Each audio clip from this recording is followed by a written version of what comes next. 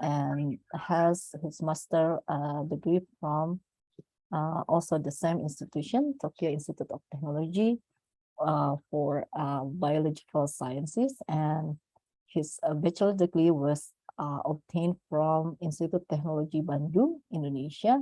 This is one of the best university in engineering area in Indonesia, especially in Bandung.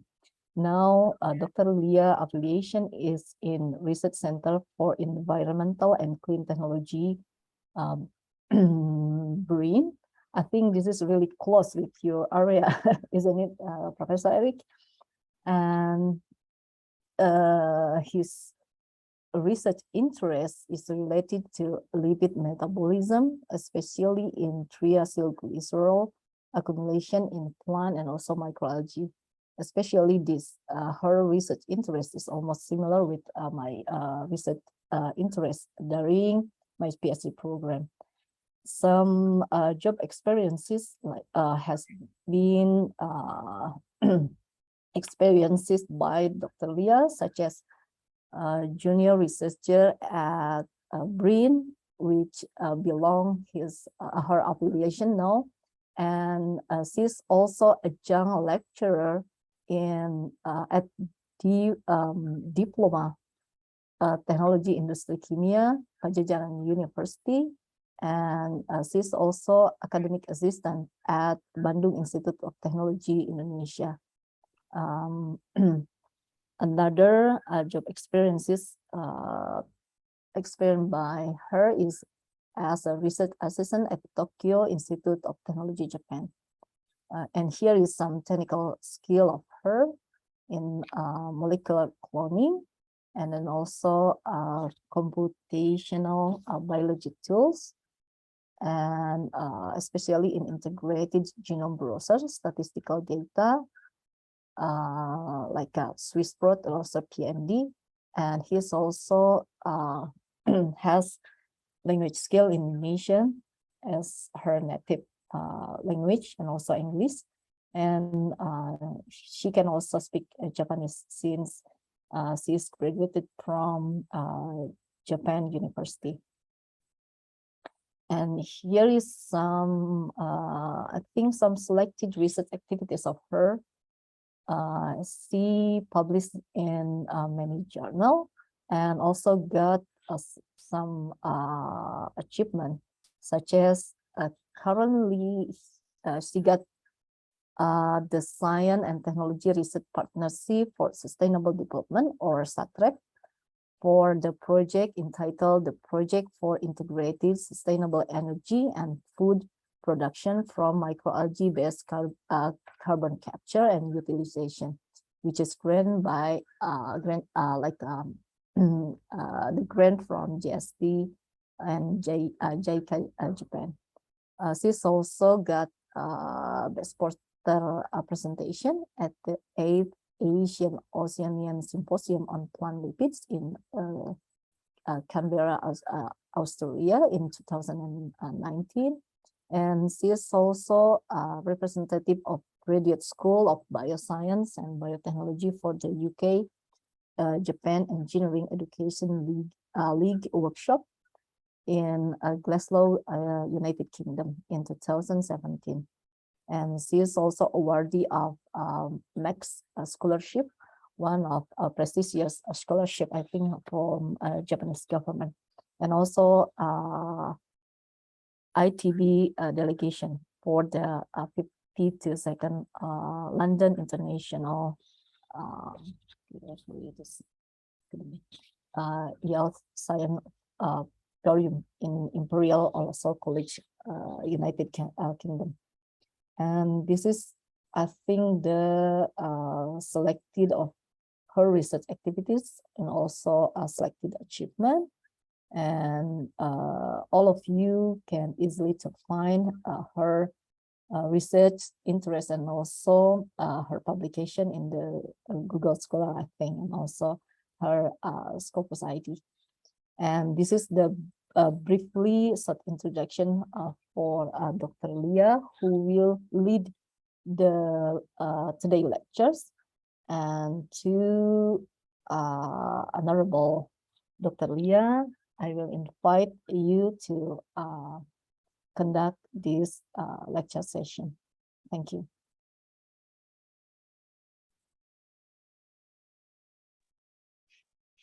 Okay, yes, Dr. Hallie, thank you so much for, explaining in detail of my CP. Actually, I'm not as good as, I'm still learning as a junior scientist. Well, actually, I was graduated from Japan in 2019. At the time, I was really want to build my own research groups in Indonesia, but at the time, when I was just came back to from Japan in 2019, it was like, the pandemic struck in early 2020.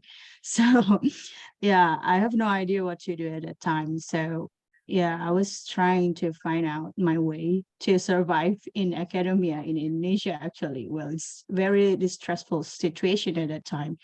And then yeah, I was just trying to find out what is my real passion in science, because I really want to continue my research in, particularly in the microbiology field, because in Indonesia we have such a abundant sunlight all over the years. And I think it's a great potential for our country to, you know, to develop the microbiology kind of research, because yeah, it's really have a great potential in the future. Like one example is for the decarbonization, because this kind of organism is capturing the CO2, and it's really important for our country's decarbonization programs, which is basically we want to achieve the net zero carbon emission by 2060. So I think if I contribute to the microalgae related research field, I think it will be beneficial for our country's progress toward net zero carbon in 2060. So actually, when 2020 was really hard for me, the pandemic hit everyone. So at 2021, I contacted Dr. Hallie again after so many years being separated. So at the time, I think I contacted Dr. Hallie at the right timing, because in 2021, he already established some kind of collaboration with Dr. Show. Yeah.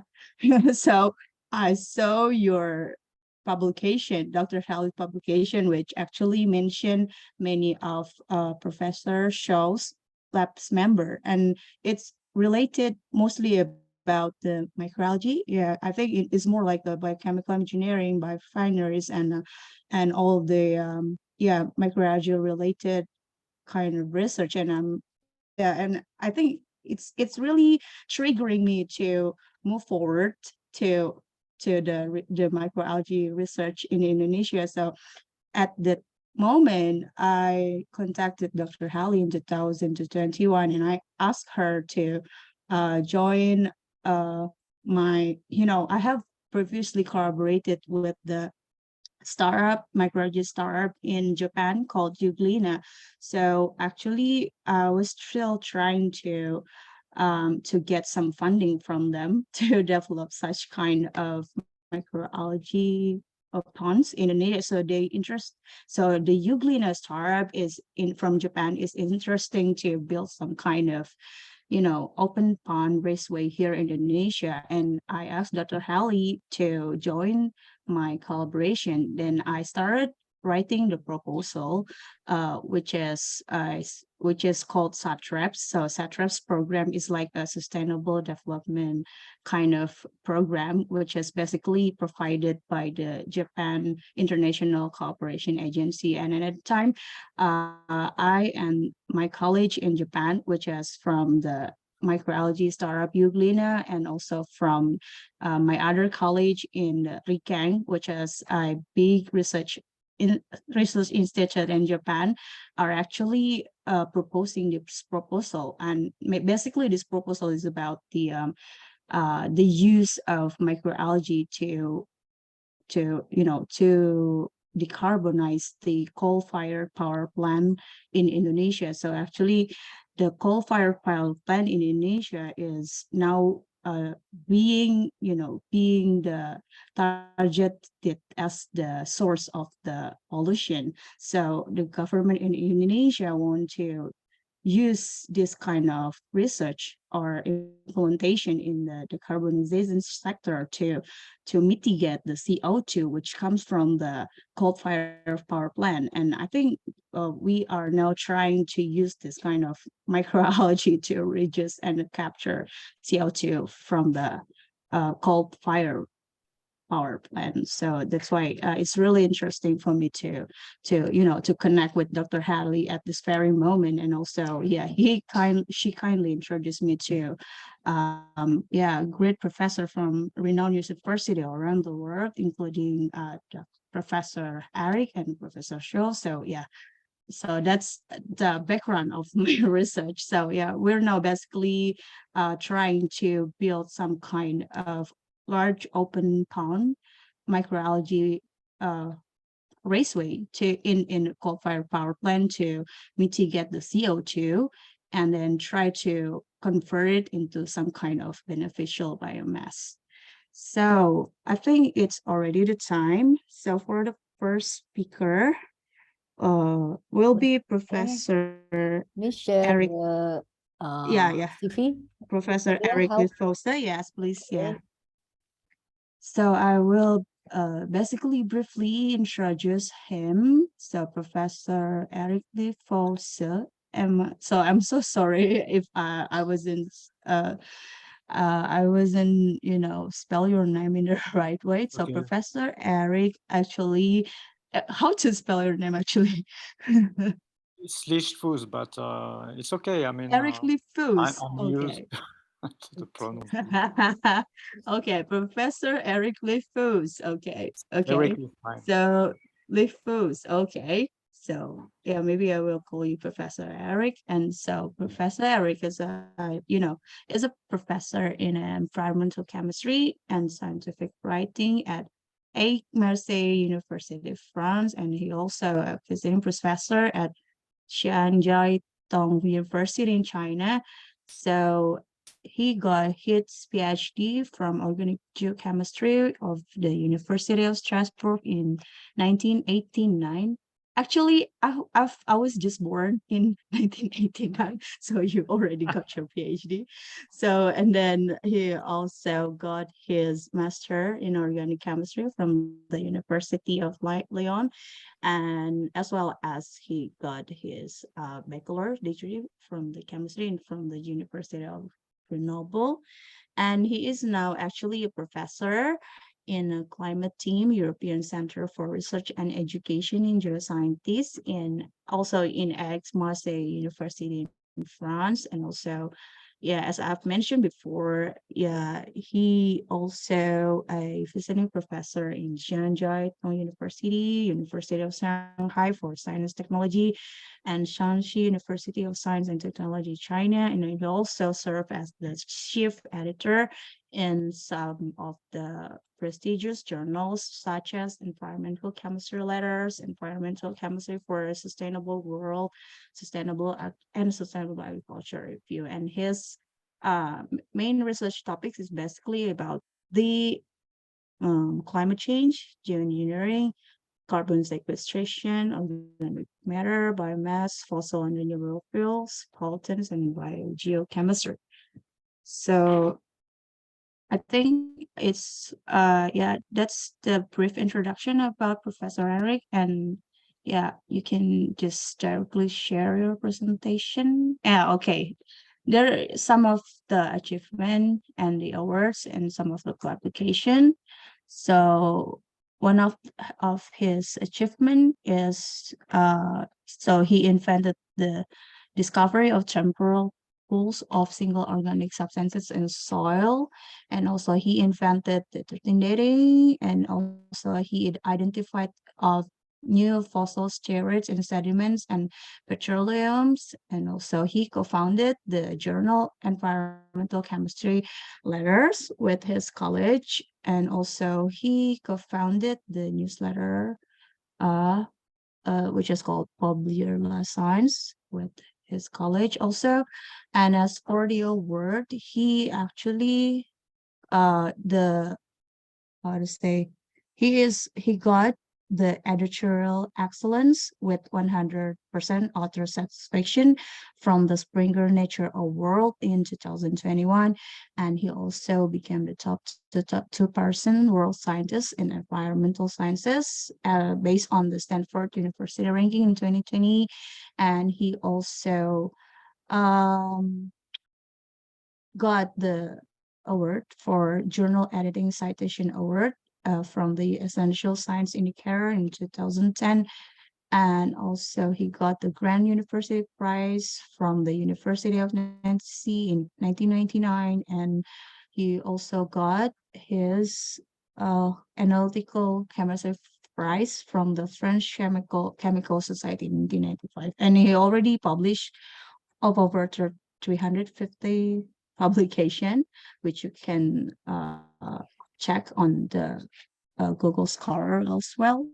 So to Professor Eric, the time is yours, so you can just directly tell about your, how to say, so you're going to share your best stories from 30 years of research in environmental science. So I think it's going to be an interesting stories from you to hear as well, because yeah, I really want to know your pathway from the academician, from the student actually, to become the one of the best scientists in the world today. Yeah, to Professor Eric, time is yours. Okay, thank you, Noor, for this very complete, thorough, and nice presentation. Thank you, Ellie, for inviting me. Thank you, Paul Loke, for the contacts. Networks are very important. This is something students should remember. Networking is very important. You need friends, and things are done with friends. Shall I try to share my presentation, or? Yep, sure. Yes, I think you can just directly share presentation. Okay. Yeah, just yes. I'm doing it now. Yeah, actually, we have like 1 hour for the presentation and Q&A, but now it's like now it's already to 22 past 22. So, well, yeah, we have like maybe 3 past 22. So you have like 1 hour from now on. So please. Do you see my presentation? Yeah, we can see. Yes, we can see your slide. Thank you. It's okay. Yeah. Okay. So, and I thank the University Pendidikan Indonesia for inviting. First, just to complete my my CV, I want to tell the attendees, the students, that I have moved several fields. In several fields during my career. I started as a chemistry student. I moved to geochemistry, so I study sediments and petroleum, and then I moved to soil. So I went back to the real thing, soils. Then I worked on plants. Very interesting working on plants, and I collaborated with people working on microbiology. So we did some microbiology. Okay. Then later I worked on atmospheric pollution in collaboration with Chinese scientists. And each time I learned a lot. So my recommendation is you should not be afraid to change topic and to change location, because you will learn a lot. And today, a lot of good research is done by connection between different fields, and sometimes fields that are very far away, like sociology and physics, or medicine and geology. So it is good. It is good to look at your discipline, but it is also good to look at other disciplines. And that was very interesting during my career to transfer some knowledge from one discipline to another discipline. Okay, I'm going to start my talk. So I have made a short talk and to focus only on 2 stories. Okay. It is good to focus, not to say too much things. This is this is another lesson when you make a talk or a publication. Not too many results, because the reader will not remember all the results. Okay. Anyway, so let's start. So I go to the next slide. Let's see, where is it?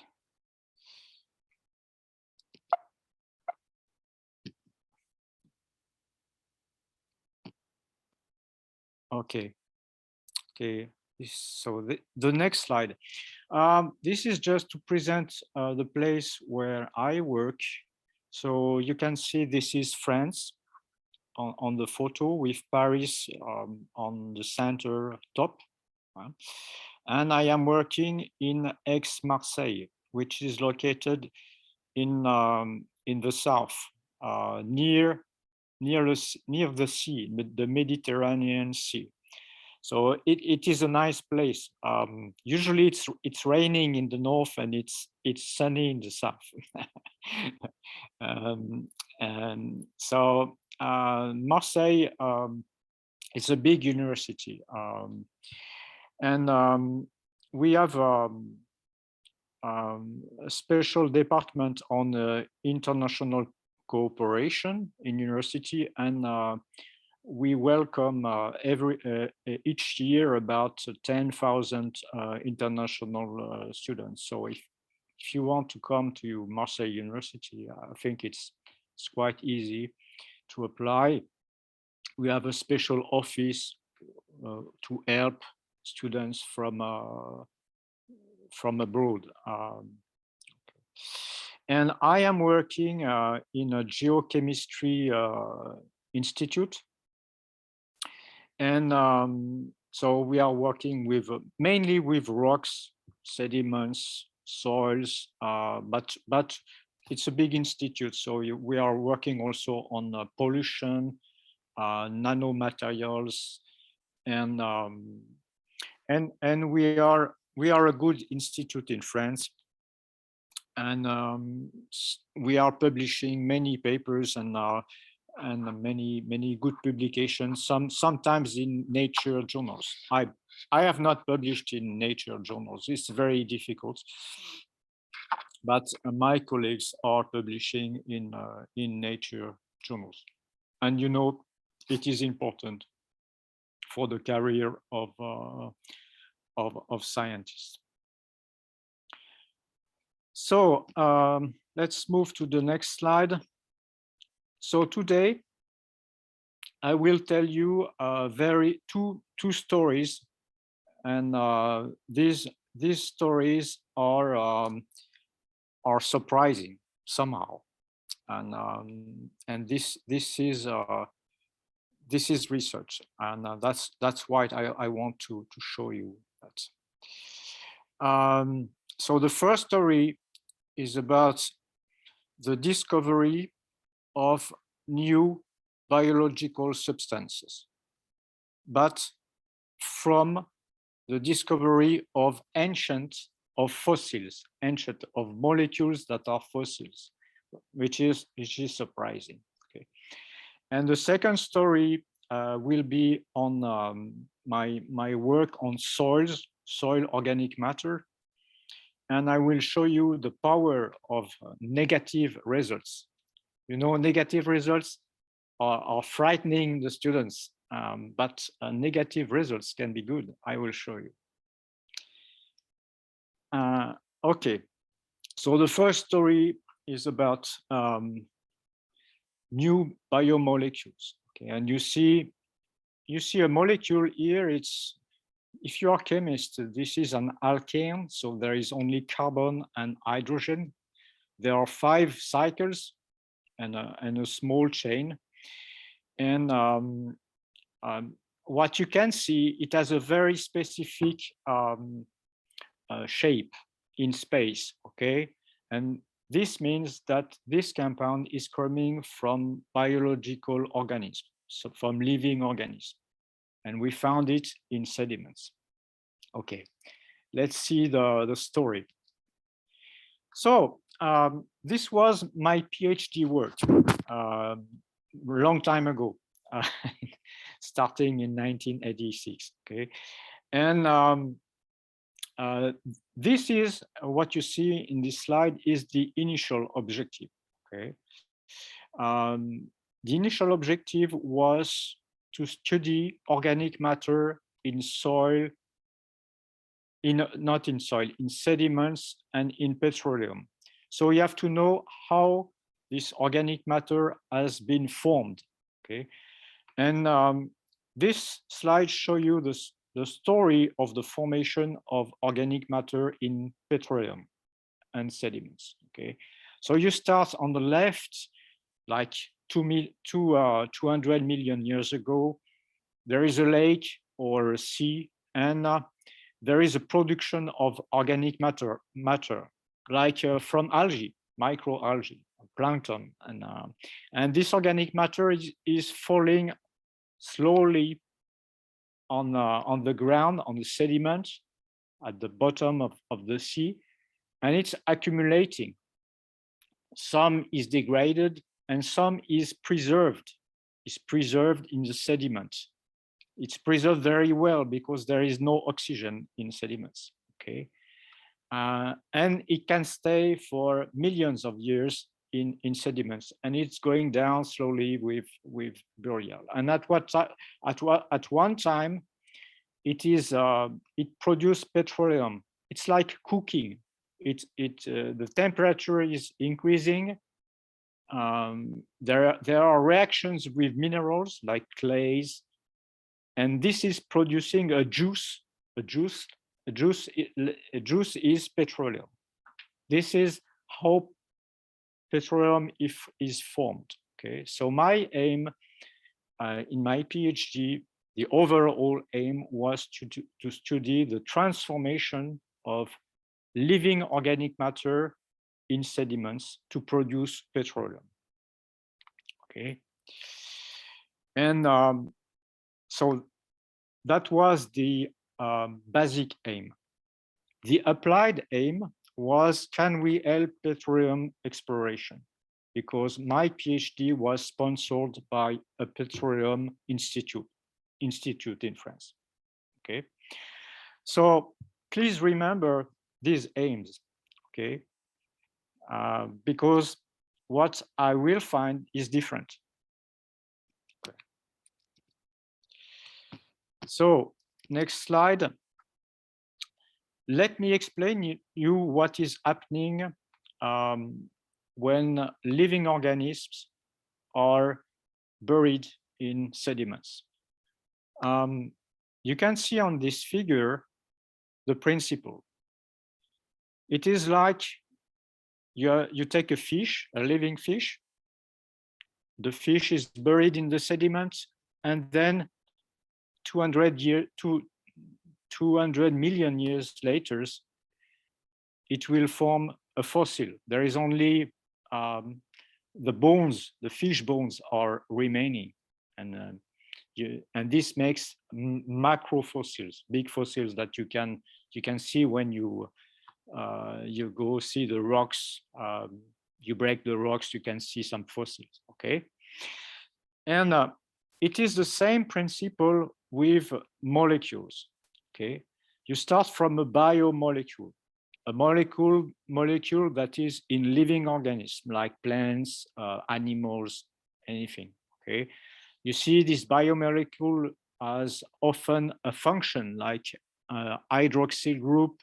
There is a double bond here, and when these biomolecules are buried in sediments, they are transformed under pressure, temperature, increasing temperature, and catalysis by minerals, transformation by reaction with clays. Okay. So there is a transformation of the fossil molecule. So if you find these fossil molecule in sediments, you can make the connection with the biomolecule, okay? Because you see the skeleton of the molecule, the structure of the molecule is very specific. There are 1, 2, 3, 5 cycles, 4 cycles, and the biomolecule has 4 cycles. Okay, it's a little different, but it has enough information to say that this fossil molecule is coming from this biomolecule, which is in fact a steroid. This is cholesterol, you know, cholesterol. Right? So this was already, for me as a PhD student, this was already interesting. I say, oh, you can make the link between a molecule in petroleum and a living organism. Very interesting, at least for a new PhD student. Okay. So we can link molecular fossils, the kids, to biomolecules, their parents, living millions of years ago. Now, in my laboratory, what we have found during my PhD and also before and after my PhD, we found these molecules with 5 cycles. We call them OPANs, HOPANE. And so there are 5 cycles and this specific side chain. We found them in petroleum, in sediments, everywhere in the world. We found them in coal. You have coal in Indonesia. We found them almost everywhere in deep rocks, in sediments and petroleum. And this was very surprising. Why? Because at that time, there was no living organism that contained the precursor of these molecules. And that was very surprising because we found them everywhere in sediments. So we thought that this was coming from a living organism. So the living organism might be extinct, like it can be what we call a dinosaur molecule. So the living organism today is probably not existing, or it might be a living organism that still exists today. Okay. So the new hypothesis here was maybe the OPANs are coming from a living organism that exists today and that is present everywhere, because we find it everywhere. We find in sediments, so it should be in an organism that is present everywhere. Okay, so we thought that it comes from bacteria, because you know bacteria is everywhere. So here I want you to understand that we changed our objective. You remember my initial objective? This is the new objective. It is to find the living precursor. This happens all the time in research. So you must look for surprising things. Okay.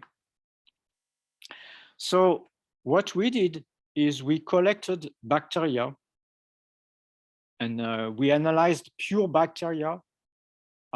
We extracted bacteria, all kinds of bacteria, and we found the precursors. Okay, this is my next slide. We found what we call bacterio-OPAN polyols. This is what you see on the left in all bacteria that we analyzed.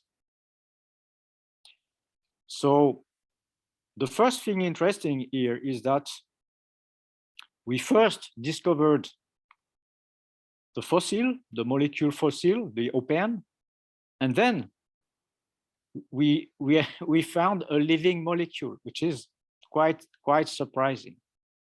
Okay. Now the question was at that time, and I remember a story that was told me by a colleague in the lab, and very interesting story. And he said to me, we were very intrigued, amazed by why scientists have not found these bacterial compounds before, because bacteria has been analyzed for years, for tens of years, for hundreds of years by chemists. They did not found the bacterial open tetrol. Why is that? It's like sterols. Sterols were known for more than 50 years. We found them, but why didn't we found a major compound of bacteria before? And the reason is explained in my next slide.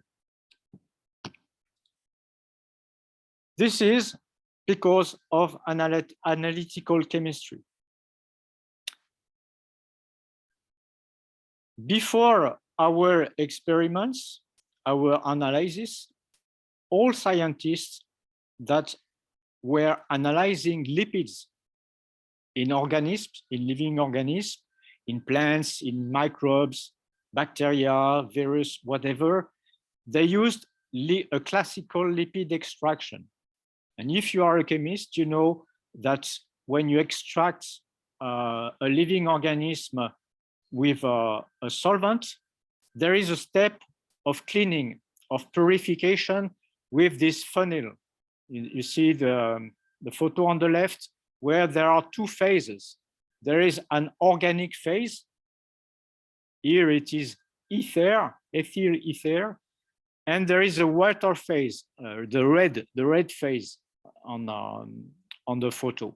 Okay, and this purification. So you shake the flask, you wait, and you remove the water phases, because the compounds should stay in the organic phase.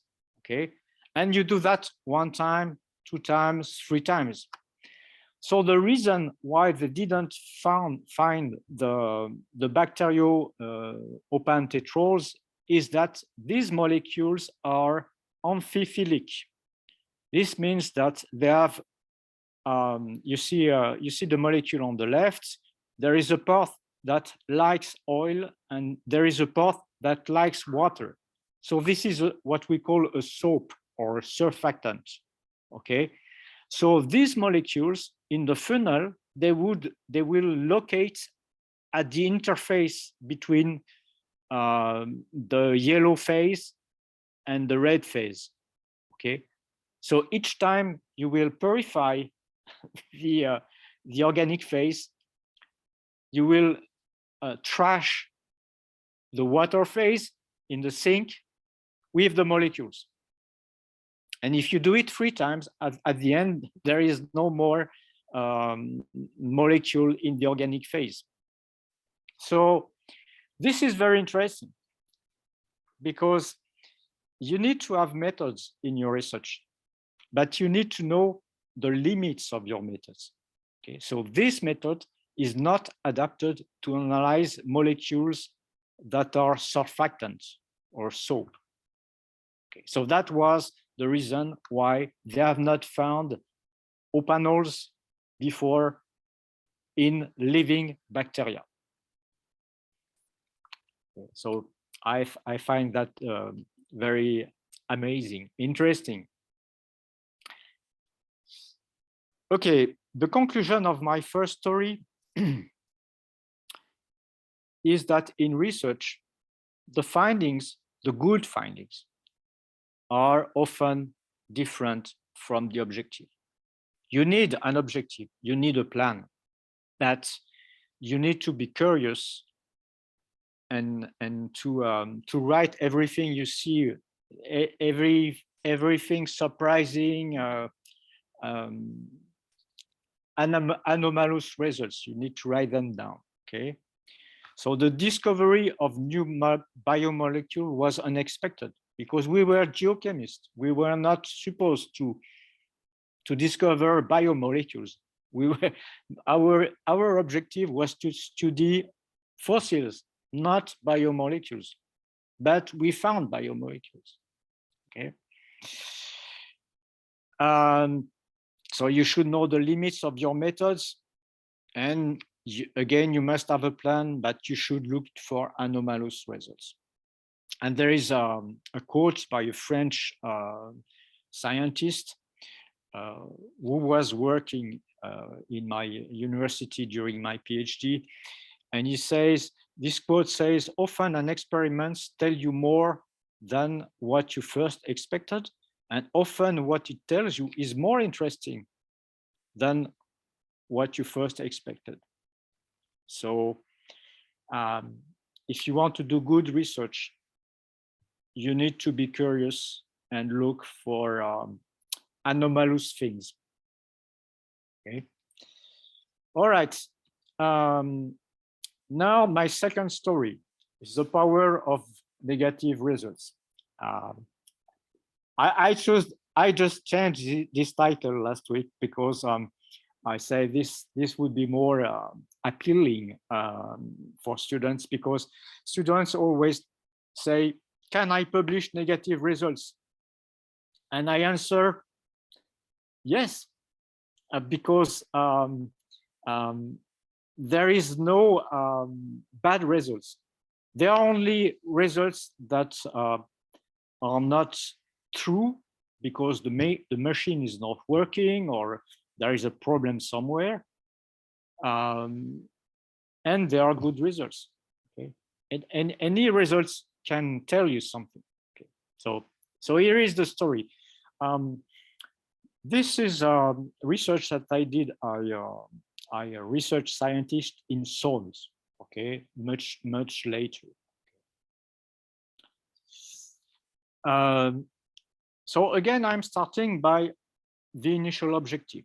Okay, I was hired by the Agricultural Research Institute in France, and my advisors says, okay, you need to study organic molecules in soils, because we don't know a lot about organic molecules in soils. So you see on this photo, there is a soil and there is a plant, and organic molecules in soils can come from many things, many organisms. Can come from plants, can come from bacteria, can come from worms, can come from insects, and it's a mixture. So it's when you extract organic molecule in soils, it's a very complex mixture, and it's very difficult to know the origin of the molecule, the biological origin. So our hypothesis was that logically, molecules in soils come from plants and microbes. That was our initial objective. Just remember that. So to search for the origin of molecule in soils, we used a tracing experiment. What is this? Tracing is using isotopes like carbon-13. You know, the common carbon is 12, it's not 13, okay? And what we know is that some plants like maize, you probably have maize in corn in Indonesia, people eat a lot of maize. Maize is a special plant because it produces molecules that are enriched in carbon-14. So if you grow maize on a soil, you will insert in the soil molecules that have more carbon-13 than other molecules. Okay, so you will be able to see in soil what molecule has more carbon-14. So if the molecule has more carbon-14 in soil, then you can say it comes from the plants. Logic, okay.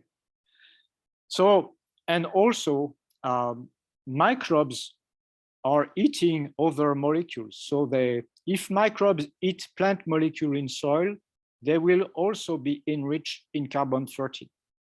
Okay.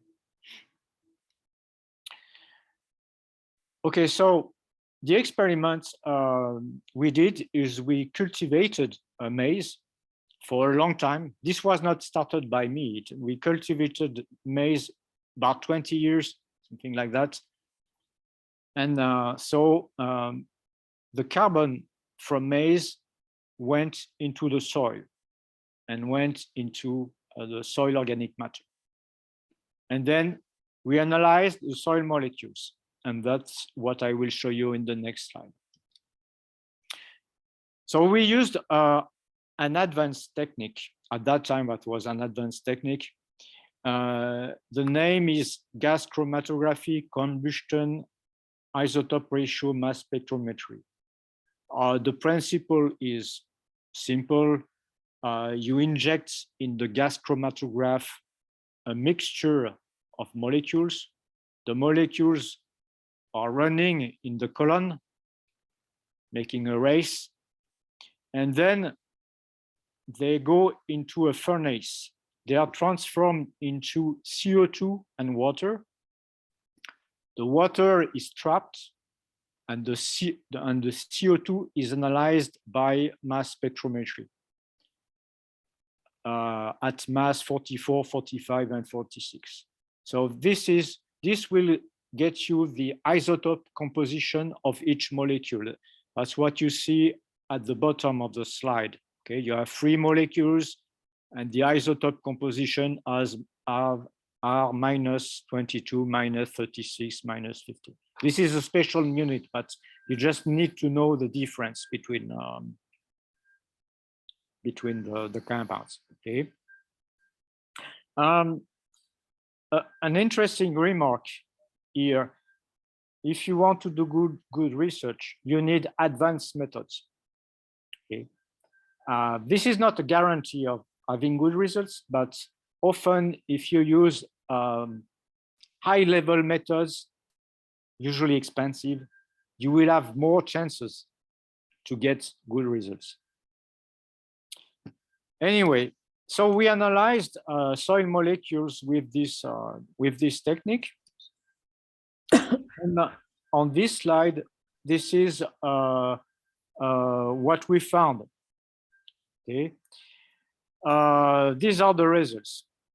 So these are the isotope composition of soil molecules. Okay. On the left, so you see this is the isotopic composition of the C27 N-alkane. So this is a typical plant compound that you find on plant leaves. Okay, and you see that the isotopic composition is increasing with time of cultivation from minus 35 to about minus 29. So this is the proof that the compound is coming from plants. Okay. So this works, but we had other results. You see in the middle, there is another N-alkane. This one is shorter, is 16 carbon. There is no change in the isotopic composition. And it's starting from minus 29. Okay. So it cannot come from the plant since it's not enriched in C13. We also analyzed polycyclic aromatic hydrocarbons in the soil. And again, the composition does not change. There is no C13 integrated in these molecules. So we were very surprised. This is what we call a negative results. Doesn't work. And in fact, we had a lot of thought about that, to say, why is this? Especially the enalkane, because one enalkane is changing, another one, very similar, is not changing. Why? Okay. And the answer is in my next slide. So this is what happened. On the left, the C27, which is a compound from leaf waxes, from plant waxes, okay, is going into the soil, is mixed with another C27 from previous plants. And this is the reason why the C27 show an increasing concentration. So that's logical. And why the C16 and the polycyclic aromatic hydrocarbon, why the concentration is not moving? Simply because it's coming from another source. And the best explanation is that it's coming from pollution. For example, by cars, by fossil fuels, okay? So if you add these compounds in a system under labeling, under tracing, and the composition is not changing, then it's coming from another source, okay? So we, instead of making one paper, we made 3 papers. Okay? We made one paper on the C27, one paper on the C16, and one paper on the polycyclic aromatic hydrocarbon. This is why I told you, you need to be curious and to, when you do experiments, to look for surprising things. And this happens a lot in research. So this was my second story. And so this is the conclusion of my talk. I tried to find a nice photo to show research. And I found that research is, you should not be afraid to go into the unknown. Okay, research is going into the unknown. If you don't like that, don't do research. It is both exciting and I like it. I mean, but I understand that it can be frightening, especially for students, because as a student, you are used to things that are known. First year or university teachers tell you things that are known. Research is not that. Research is going into the unknown and discovering new things. Okay, so you should not be afraid to do that. The other important thing is in research, if you use only classical approaches, classical methods, classical samples in a classical location, then you will have few chances to find something new. So before doing an experiment, it's very important to think about the methods, the samples, the aim, the objective, to try to optimize the results before doing the experiments. The next thing is that, every good scientist will tell you that most great discoveries were unexpected. Okay. Most great discoveries are the results of anomalous results or contacts between 2 scientists that are in different fields. Mostly unexpected. Okay. And the last conclusion is that negative results, surprising results, often indicate a path to a great discovery. Okay.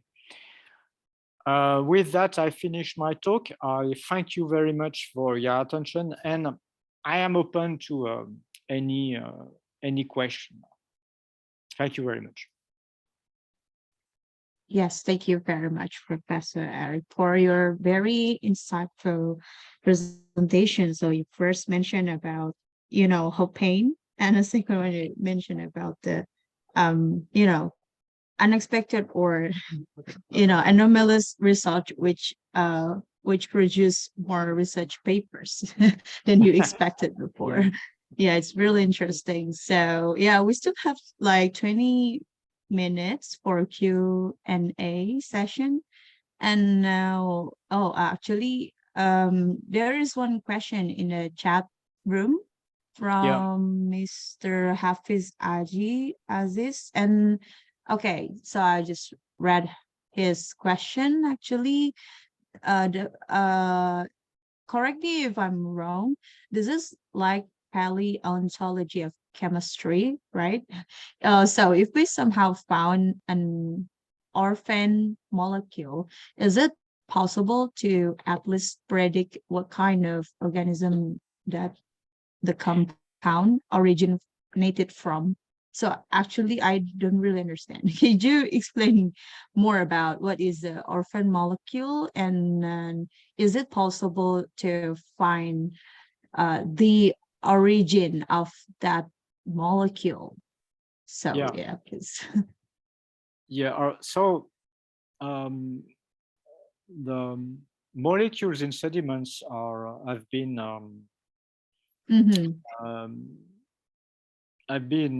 analyzed since the 70s. Okay, and now 70 molecules. Okay. no, the 1970s. Okay, and 1970. Okay, sorry. Yeah. What many molecules that you find actually in petroleum and sediments, you can relate them to living organisms. They are known. Okay, there are molecules that are typical to plants, even to some plant species. There are molecules that are typical to bacteria, to insects, to any kind of living organism. You can even measure the temperature, the ancient temperature of the sea with molecules by analyzing compounds that are coming from microalgae. Okay, these are called alkenones. Okay,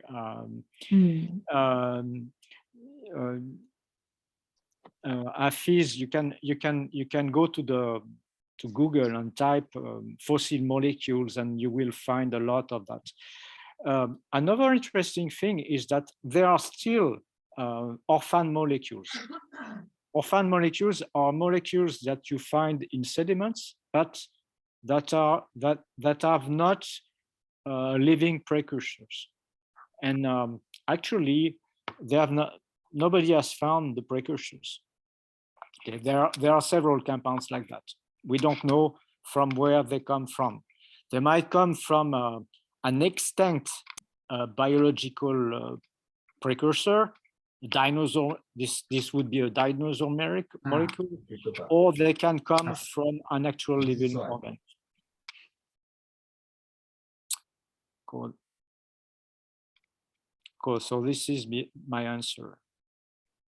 Okay, so yeah, basically, all the compound found in soil might possible to find its on origin, right? So yeah, actually, I have a question about this. How do we know whether this compound is originated from, you said, from bacteria, from insect, or microalgae? So did we use like carbon tracing, something like that? Or is the species have like specific, composition, chemical composition, or so I just don't get the idea, but there are several means to make the link between a fossil and the living molecule. Okay, The Mhm. first mean is the molecular structure of the molecule. Okay. So I have shown examples where the fossil molecule, the fossil steroid, is very Mhm. similar to the living steroid. There are 4 cycles. The geometry Oh. space is very specific. This can Mhm. only come from a living molecules. Okay. Okay. Okay. Just for the story, this is one of the proof of how they found, some scientists found that there was life more than 4 billion years ago, because they found fossil steroids in rocks, in very old Mm. rocks. Mm. And Mhm. this is the proof that there was life at that time. Okay, this is one of the Oh. proof.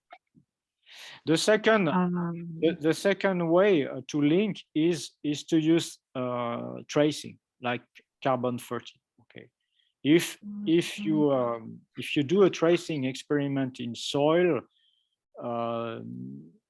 then you will follow the carbon 13 from the living, from the plant to the organism. Okay, this can be done also in sediments. I mean, if you compare isotopic composition, you might have some indication on the origin of molecules. Most geochemists, they use both approaches, the molecular structure and the tracing structure, the tracing. Mm. Okay. Yeah, I got it. Thank you for your question. So we move to the next question. So there is a question from Satria, Mr. Satria. So he is a chemistry student and he asks a question, which we know that fuel gases from dinosaur foils, which used for transportation, because become decreasing. I mean the fossil fuel is become decreasing nowadays. So we have to find the alternative for that energy, such as biogas. What do you think of it? And is it a good alternative, especially for the environment? Thank you. Yes, of course, all renewable Uh, fuel are advised now. Biofuels, solar energy. mhm, We should use more renewable fuels. mhm. The last question is more interesting. Is this good or bad for the environment? Yes. This is a very sensible question.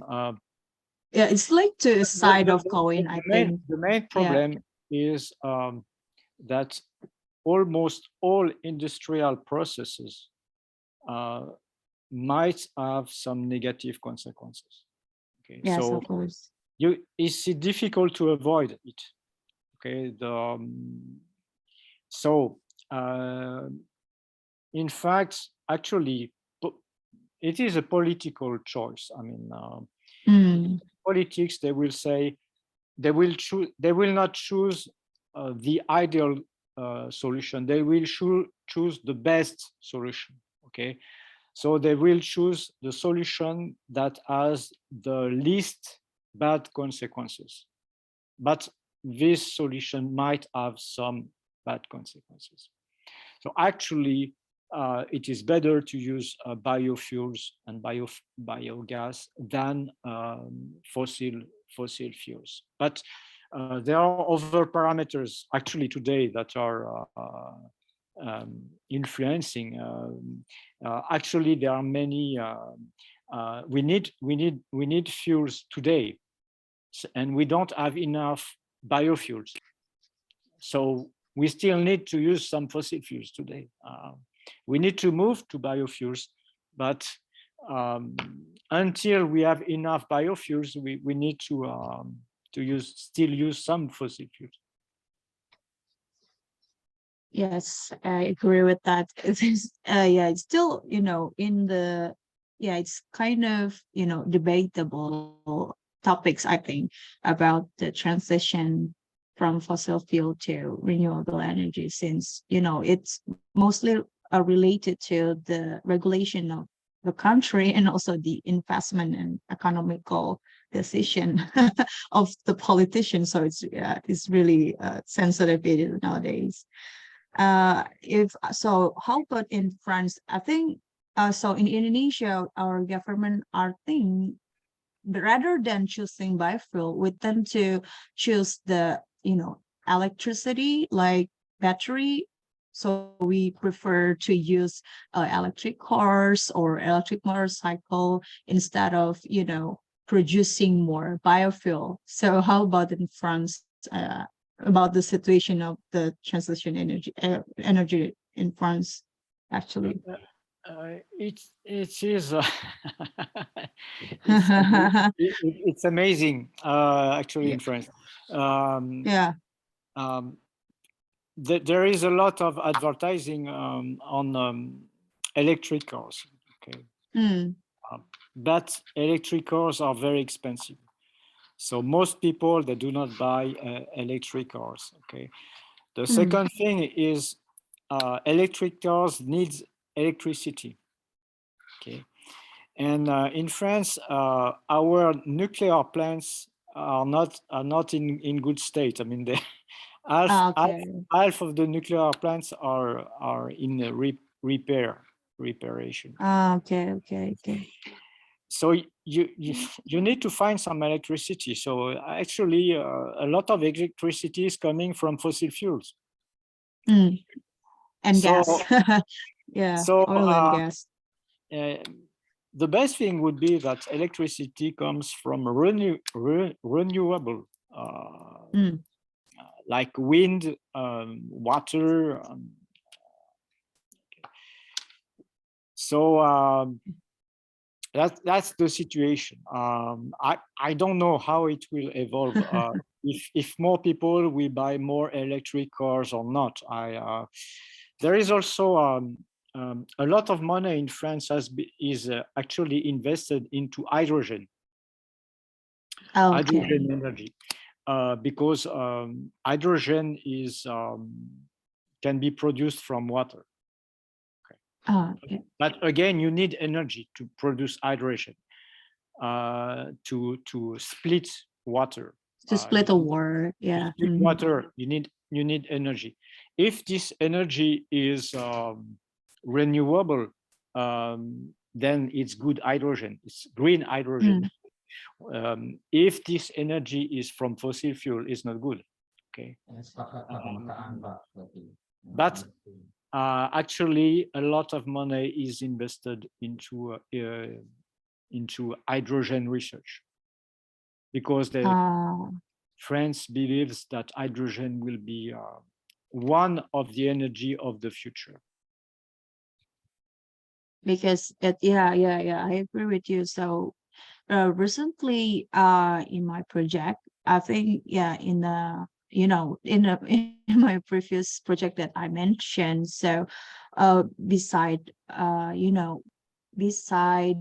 trying to carbon, to capturing the carbon from the coal-fired power plant by microalgae. So one of the collaborator in this project, I think he was a Japanese researcher.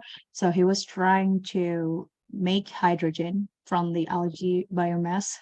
So I think it's very interesting topic for hydrogen to be the next or future energy. I think some of the countries like Japan is very interested to invest more in hydrogen. So I think it's very surprising to me that also in France, the government also paying more attention to hydrogen. So that's a really nice information actually. So yeah, there's another question actually. So is it possible for us to use the knowledge in geochemistry and to help us to identify the presence of organism in exoplanets? I mean, is it, have you ever like, yeah, trying to find out what kind of molecules that we can find in exoplanets? Yeah, could you please answer the question? Yes, this is very interesting question. Mm. I've not done that myself because I have not studied meteorites. Yeah, Uh, yeah, yeah. but there has been quite a lot of research on this topic by analyzing especially meteorites samples from other planets, and they have not really find um, molecules that can be related to living organisms, but they have found molecules that are typical of living organisms. They have found amino acids. Okay, they have found Mhm. a lot of compounds that are typical to of life. They have not found DNA. Okay, Okay. but they have found small molecules um, um, that are typical of light. And there has been a very famous experiment. It is from the name is Miller, Miller. It was in 1957. He did an experiment in a reactor with electricity and basic molecules like ammonia, water, and ultraviolet. And when he passed electricity, made a reaction, this created amino acids. So this was an hypothesis on how life has been formed, how molecules have evolved before life, before the uh, okay. But again, yes, there are quite a lot of publications on molecules that are typical of living things, but they do not show clearly that there is life in another planet. Okay. Yeah. Okay. So, yeah, I have also heard about that. Yeah, some of the very, ancient living organism are composed by ammonia, water, and carbon. So yeah, it's really interesting to know how, living things are evolving in the earth. So actually, yeah, it's very complicated topic. So there's one more question. Uh, There's so someone from someone yeah, is yeah, is yeah, asking yeah, yeah, leads. yeah. So will it be more useful to use green solvent instead of organic solvent for the extraction or separation of some biochemical molecules from dead organic matters? So which is so I think what kind I think the question is more like what which is more suitable solvents to extract or to separate the uh biochemical molecules from the sediments or yeah that organic matters. So yeah, can Um, you please answer the discussion? and any kind of solvent is good. Uh-huh. The This is a more general question. Actually, green chemistry is one aspect of green chemistry is trying to replace dangerous solvents by safe Mm-hmm. solvents. Okay, so um, you yes, it's better. I mean, for people working, doing experiments, it's better to try to find green solvents that are safe. Okay. I remember during my PhD using a lot of methylene chloride, chloroform, ether, and so on, and with few protection, and that was not good. I mean, I'm surprised I am still alive. But yes, actually, using green solvents, green reactants is a good way of research. Yeah. Yeah, actually, yeah, I've heard some of the, yeah, I think the green, how to say, green solvent is actually, yeah, more preferable nowadays. Like I used to isolate some kind of nucleic acid during my PhD. So I used the traditional method, which is use some kind of, toxic solvent like phenol chloroform. So I think it's basically very toxic one. So, but then, there is also another choice that is use buffer solutions. And then I think if we use the buffer solutions to extract the nucleic acid, is this more safer than we use the phenol chloroform. But I think it's really affecting the efficiency of the extraction itself. Like in some cases, the phenol chloroform method is producing higher concentration of nucleic acid, but but it's toxic. But in some cases, the use of the buffer solution, which is more safe, which is safer, only producing the lower level of the lower concentrations of the nucleic acid. I think it's a, how to say, it's really depend on the molecules, right? I mean, the option, the choose the how do we choose the best or preferable solvent? How so is there any very difficult compound to be isolated in during your research? So how do you find a suitable extraction system to isolate the kind of very difficult compound? So Well, actually it's, yeah. what we use is a Mm, mixture of chloroform and mm, methanol. The reason is that okay. chloroform is extracting hydrophobic compounds and methanol is extracting hydrophilic compounds. Mm, So this was a compromise to extract most molecules. Okay. okay. Um, there are other solvents that you can use. Some people use only chloroform. Some people use only hexane or. Yeah. It's really depend on the molecules that you want to I think isolate. Yeah. this is an interesting topic. What can you Mm-hmm. extract with what solvent? There is some science behind, and there are a lot Mm, of things we mm, don't really understand.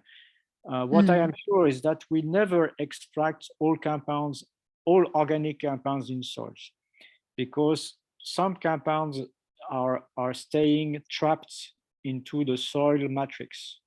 They are trapped uh, inside rocks, inside polymers, and so on.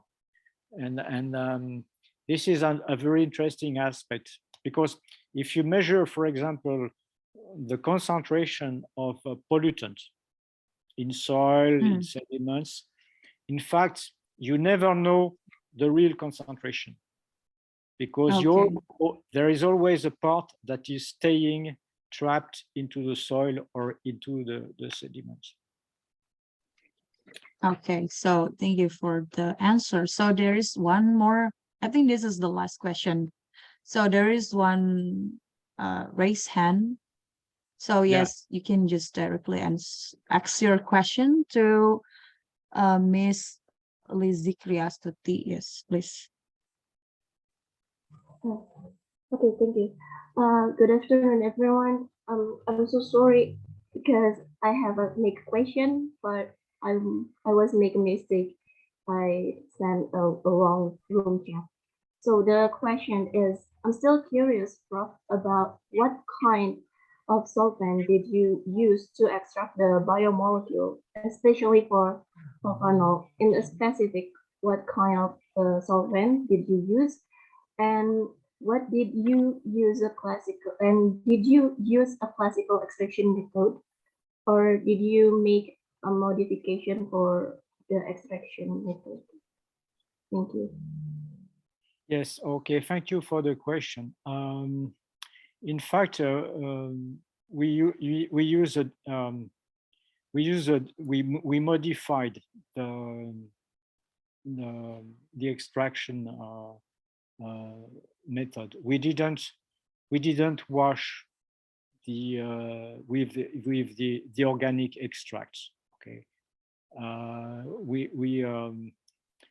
we just extracted and dried with a rotavapor. We dried, and then we made chromatography on thin layer chromatography. Okay, so we just put the extracts on thin layer chromatography, and then we made thin layer chromatography with some solvent, like I don't know, I don't remember, it was chloroform or mixture. It's not important. And then we isolated bands, and then we analyzed by HPLC and NMR. So we changed the method, and we found the biomolecules. Okay, and yes, and these changes of methods can be published in a methods article.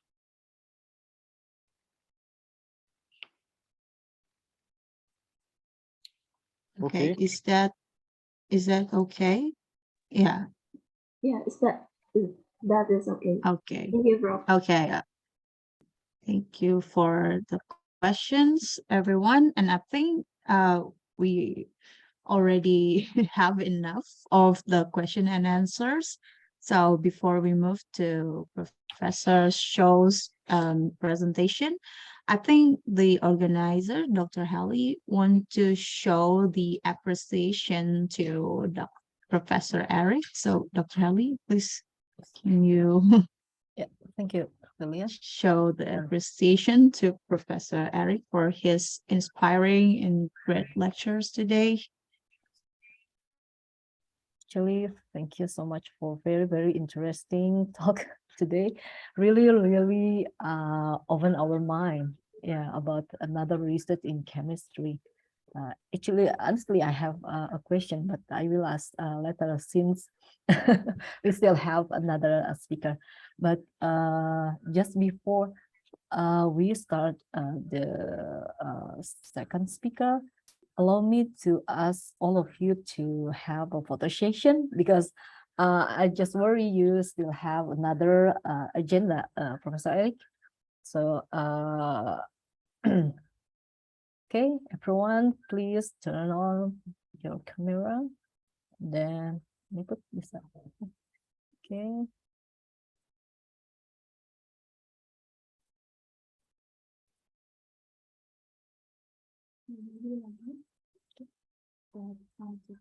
Okay. 1, 2, 3. Okay. How many layers we have? Okay, next. Yeah. 1, 2, 3. Okay. And thank you for the session. Just before we start the second topic, let me show you deeply appreciation. Actually, wait a minute.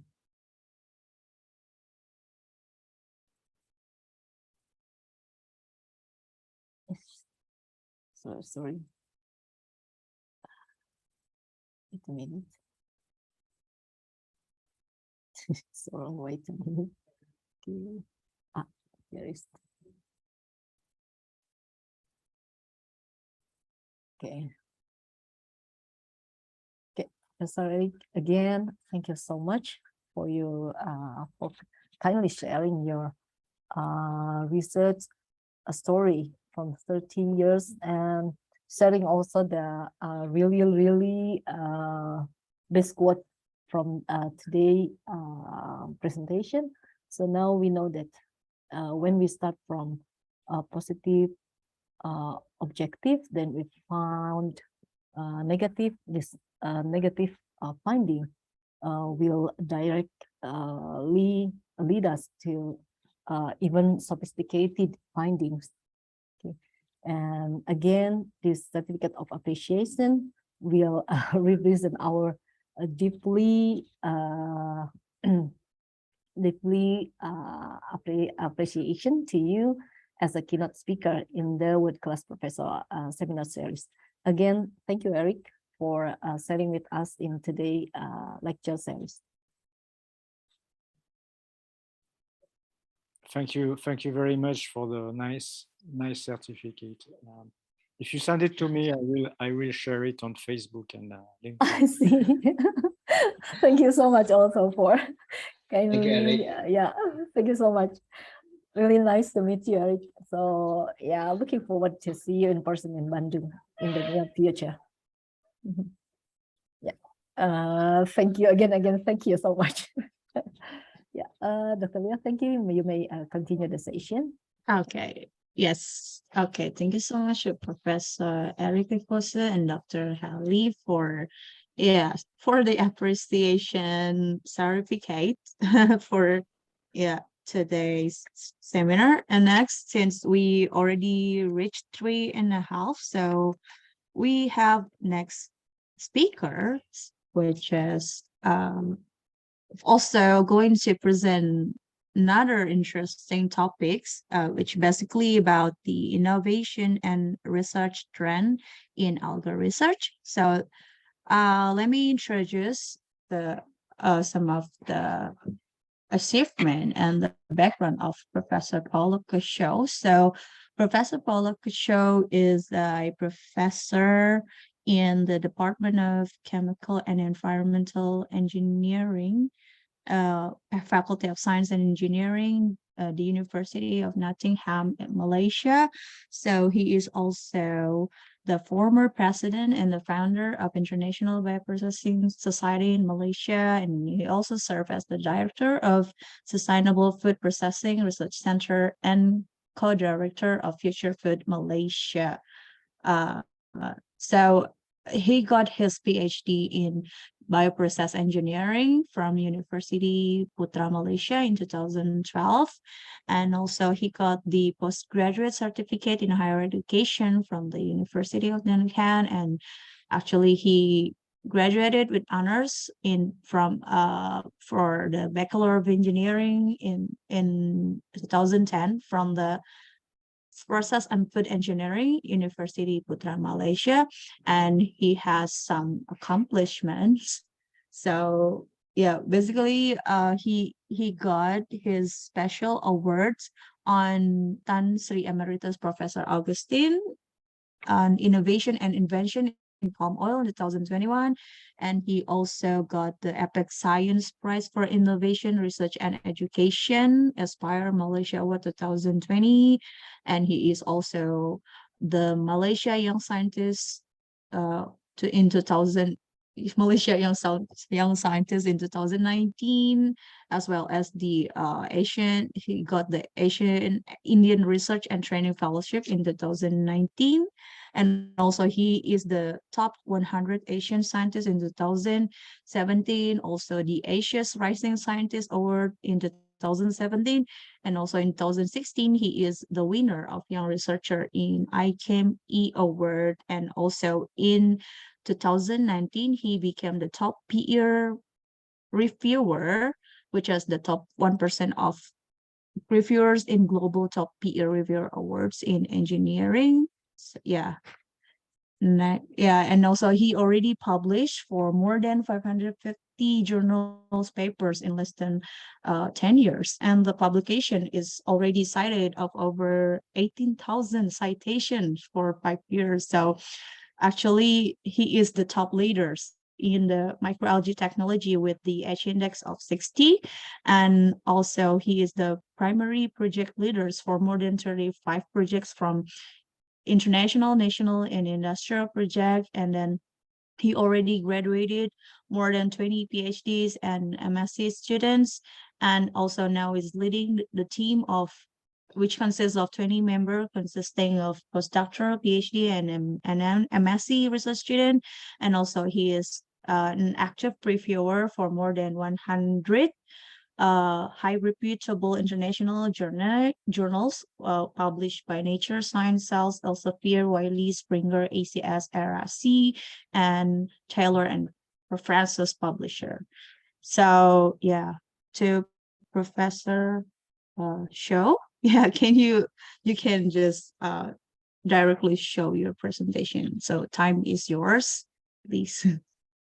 All right, thank you, Dr. Lia, for your kind instructions. Let me share my slide now.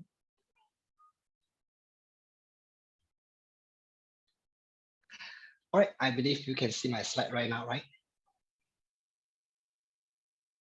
Right. Yeah, so this yeah, will be I my can first see your slide. Yeah, slide. I like the poster Yeah. so much. Thank you for creating the poster for us.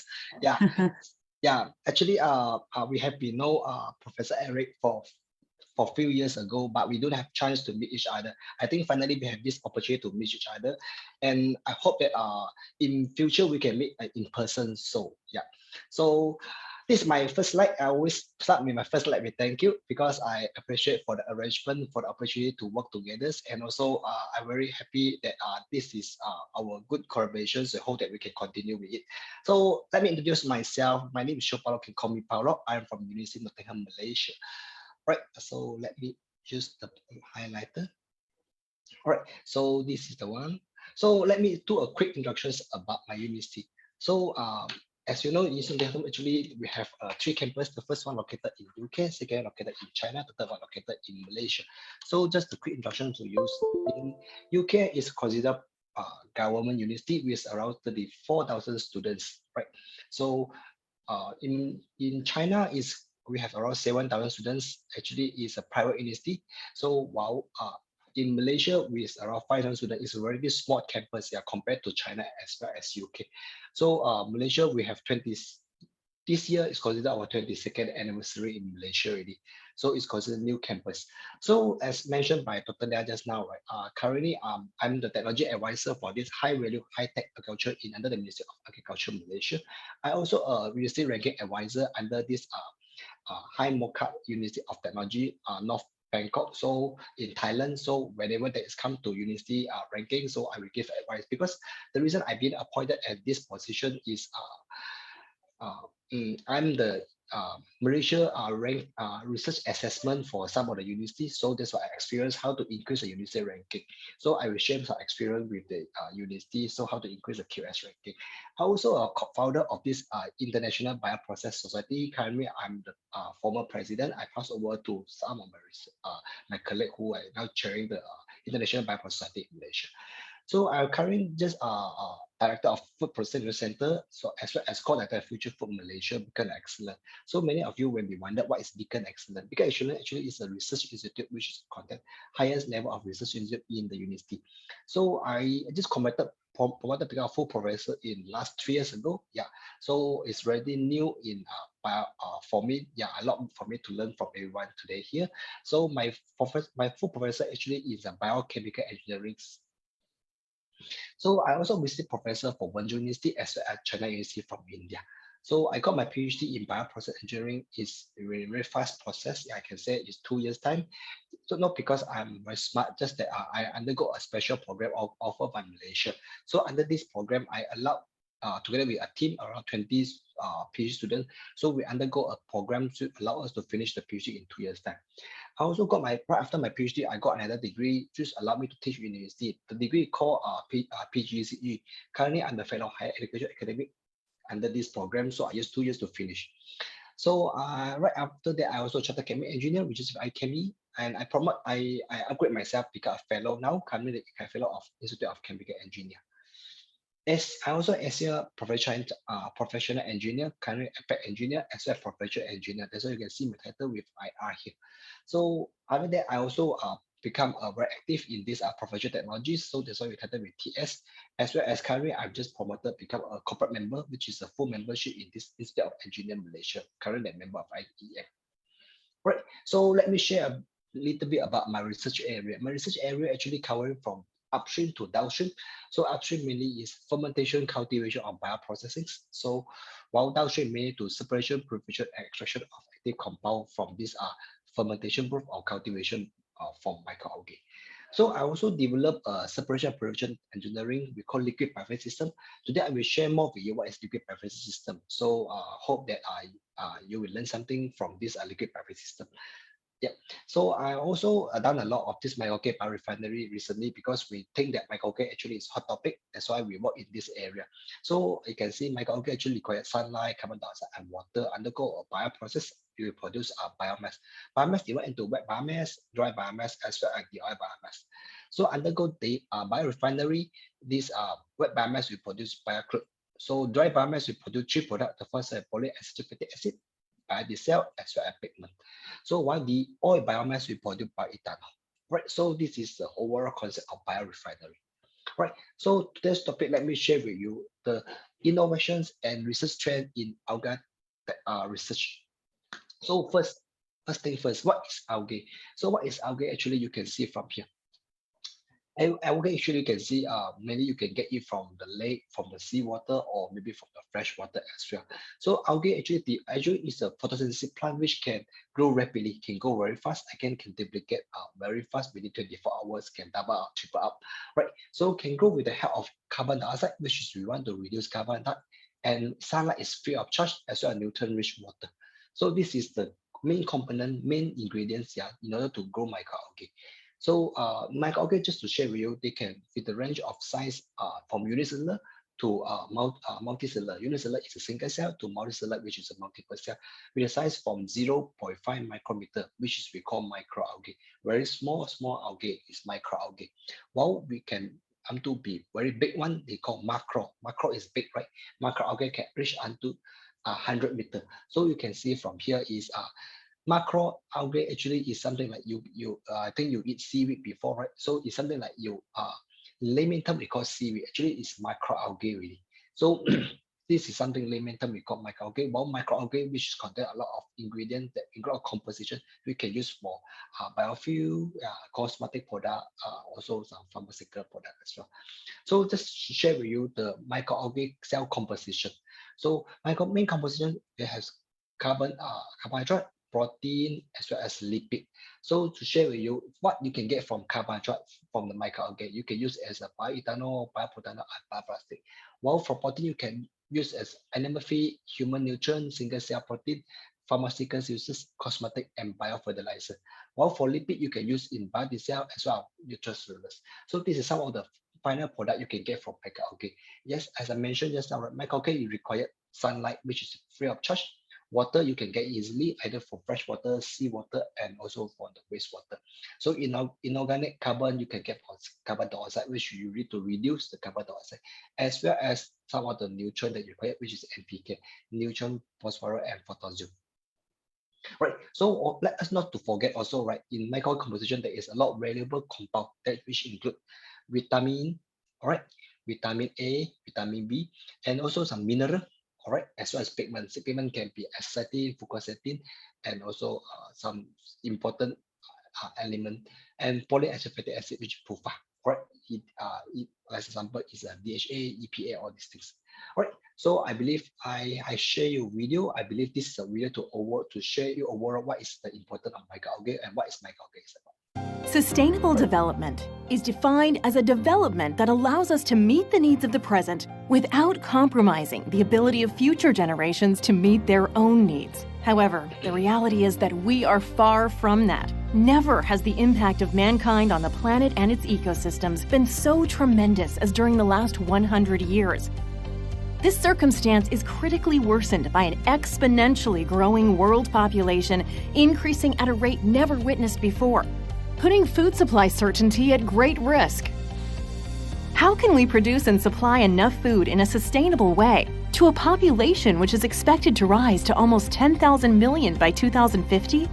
How can we produce 60% more food than today in just 3 decades when the climate change and eroded soils are greatly affecting agricultural productivities?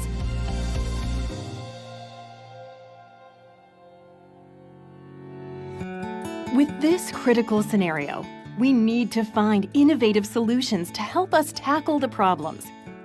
In this context, microalgae have real potential to contribute towards the sustainable development. But what do you really know about microalgae? Microalgae are microorganisms that first appeared on Earth around 3,000 millions of years ago and created the atmosphere as we know it today. They are the first organisms that performed oxygenic photosynthesis and are therefore the origin of all known plant-based life. They are the reason why we have oxygen on Earth.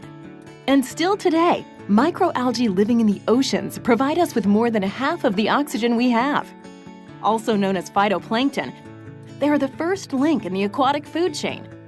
However, we have not paid much attention to them until now, because we now know that they have great potential to improve our lives in many ways. There are more than 60,000 different species, all of them with different biochemical composition and properties, hence with many different potential applications. Furthermore, they are highly productive, even allowing a daily harvest. They don't compete with conventional agriculture since they don't need fertile lands to be grown. And they are an inexhaustible source of biochemical richness, including proteins, omega-3 fatty acids, carbohydrates, carotenoids, polysaccharides, vitamins or phytohormones, among many others. Thanks to this composition and their biodiversity, they are a raw material with immense potential for application in many different sectors. Microalgae can be a key part of the solution because they are a source of clean, sustainable, and inexhaustible biofuels. Because they are one of the most efficient CO2 biofixation systems in the world. Because they are a novel food source cataloged as the food of the millennium by the FAO of the United Nations. But more importantly, microalgae-derived products are already playing a key role in considerably increasing productive yields in agriculture, aquaculture, and animal production. For all these reasons, we not only owe microalgae life as we know it, but also the improvement of our lives in the coming years. They are our origin, but they are also our future. All right, so from this video, you can see actually microalgae is our origin. I think microalgae already exists since long time ago, and microalgae can be our future because microalgae help to produce biofuel as well as to reduce the carbon dioxide from the earth. All right, so let me proceed with my talk today, which is why microalgae biorefinery. So I think everyone know what is microalgae nowadays, but why microalgae biorefinery? So why we need to consider microrefinery? So let me give you a brief introduction. What is the definition of biorefinery? So in the context of microalgae refinery, as I mentioned just now, right? So microalgae actually you divide into in microalgae biomass that you have pigment, protein, carbohydrate that I mentioned, which is cell composition inside microalgae, right? So under this cell microalgae, right, it's very thick cell wall because microalgae is a plant cell, so it requires a pre-treatment. Right? What is a pre-treatment you need to do so that to break the cell wall? You can consider sonification, all right, microwave, enzymatic, hydrothermal, pulse electric, and thermal shock. So this is all the method is to break the cell wall. After breaking the cell, right, you can extract all these carbohydrate, lipid, extract protein. So for carbohydrate undergo fermentation, you have some product as well. Some product can be enzyme, can be lactic acid, ethanol, methyl, and hydrogen. While for lipid, right, undergo translocation, you produce diesel and glycerol. While for glycerol undergo treatment, you can produce butanol and lactic acid. For protein undergo series of process, you can produce fertilizer and also food supplement. So all these process, right, you will produce a wastewater. We call it effluent. Under this effluent, you can recycle, reuse it for algae cultivation. So this is the overall concept of microalgae biorefinery. Right. So let me share with you the future of biorefinery. So in the past, people talk about biorefinery. So the first generation of biorefinery, actually a lot of people talking about food feedstock, which is sugarcane, corn, kawas. So second generation of biorefinery, a lot of people talk about lignous cellulose biomass, which is talking about forest, agriculture, agro industry, municipal, and also residues. Right. For the third generation of biofuel, right, a lot of people talk about alga feedstock, right? So people talk about alga is a third generation biofuel. So now I think a lot of people talk about genetically modified raw material because as you know, they don't want to have so many products at the same time. So they want a specific one. That's why they do the genetic modification of the raw material. So what is the future of biorefinery? I think a lot of people are in the discussion, what is the future of biorefinery? Right. So let me share with you another video, like, because this video I learned it from during my pandemic, because pandemic we are not able to go to lab. That's why I have to ask my students to do some simple experiment at home. So I teach them how to grow microalgae for biofuel. So this is a simple process. I hope you enjoy the video. These are some tiny petri dishes of algae. The algae are transferred to a growing pond filled with seawater. A paddle wheel is used to keep it circulating and growing evenly. A light simulates sunlight. A few days go by. The pond has now grown bright green and thick with algae. Now it's being drained. The algae are isolated from the water. The cell walls are crushed to free the oil. A little hexane is added to separate the oil. Sodium hydroxide is mixed with methanol and used to convert the oil into fuel.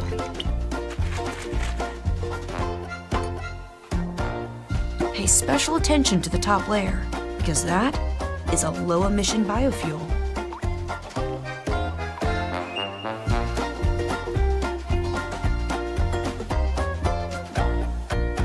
Right, so you can see from the video that actually it's not so difficult to produce biofuel from microalgae.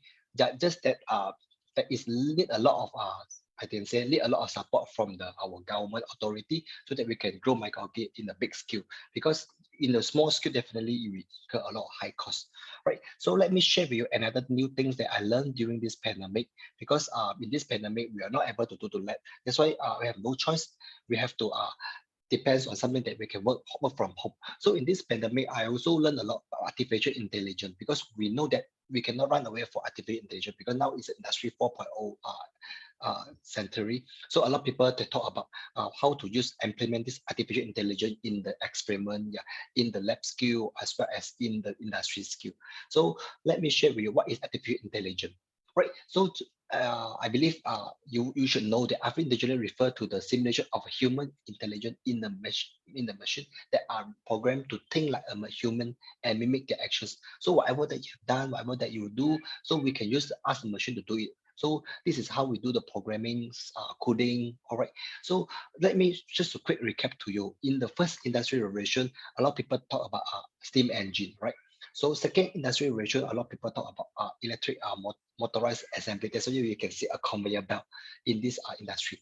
So I think in the third industrial revolution, people you talk about robotic arm, because you are depends on heavy vehicle, heavy machines. So heavy industry, they use robotic arm to replace the high-end equipments. So nowadays, I think people talk about fourth industry revolution, which is production of system that learn, adapt, and predict the things. Right? So they're using the cloud system, using the Internet of Things system, using the Wi-Fi, that they can connect each other. So I believe nowadays they talk about industry 5.0 already. So industry 5.0, what I understand is a mass customization, because everyone have different expectation, everyone have different requirement. So with this industry 5.0, people they can customize it for each of the people.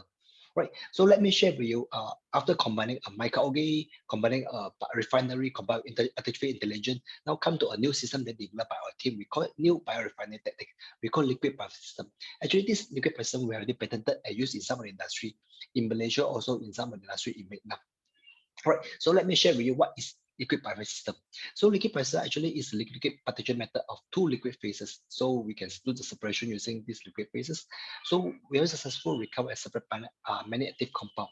Some active compound can be a pigment, can be protein, can be carbohydrate, lipid, vitamin, mineral, enzyme, nutrient, aroma, heavy metal, nanotube. So you can see from here, right?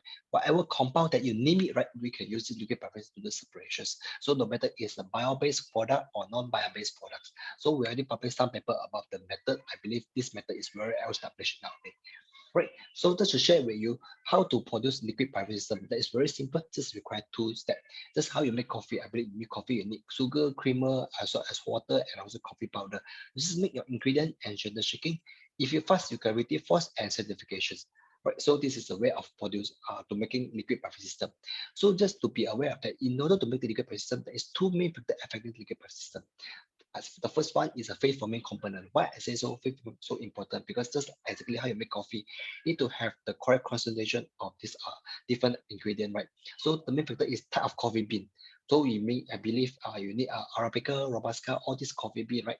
So same to this. So phase forming component type of ingredient used is important because ingredient can be either liquid, can be alcohol, can be polymer, can be salt, can be sugar. All this is a phase forming component. Phase forming component can act as a self-destructing agent as well as separation and preparation agent.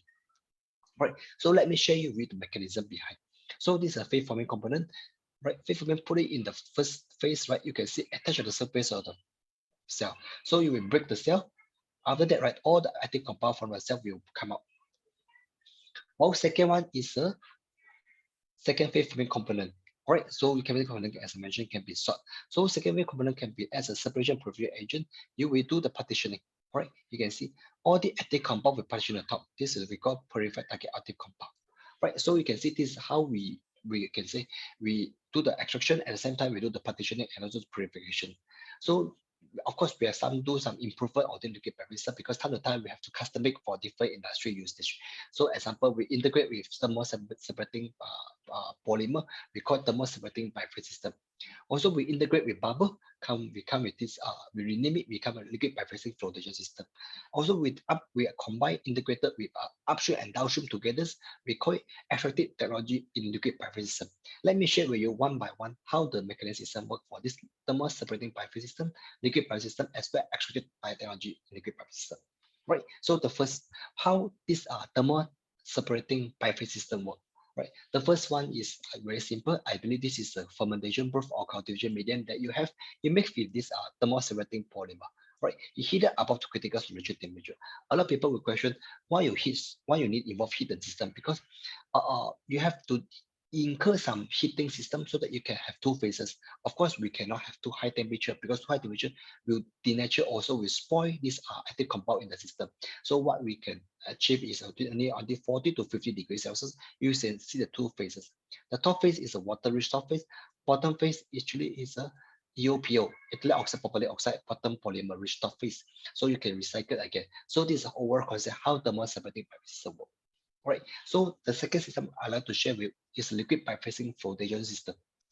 Right. So liquid pipetting system actually very simple process, just combining of liquid pipetting system together with solvent submission. So what is solvent submission? In layman terms, solvent submission is just a flocculation system, which is using bubble concept to bring all the particulate. So this is a liquid pipetting system that I have mentioned, discussed just now. So this is the active compound. Right, you mix together, you heat it above the critical solution temperature, you see a two phases. Top phase, which is a bio product, and bottom water rich. And bottom phase actually is a phase forming component you can recycle. While combining solvent submission and liquid pipetting system, you come a liquid pipetting flotation system. So let me share with you what is the mechanism behind liquid pipetting flotation system. This is a gas, all right, gas floating through a cylinder gratis. Well, synthesis will have different porosity. It provide certain size of bubble.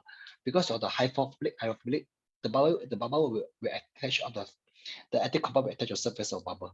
So the bubble will have a naturally flow to the top phase. This phase forming component will perform second layer of separation because only selectively active compound will be absorbed by this phase forming component.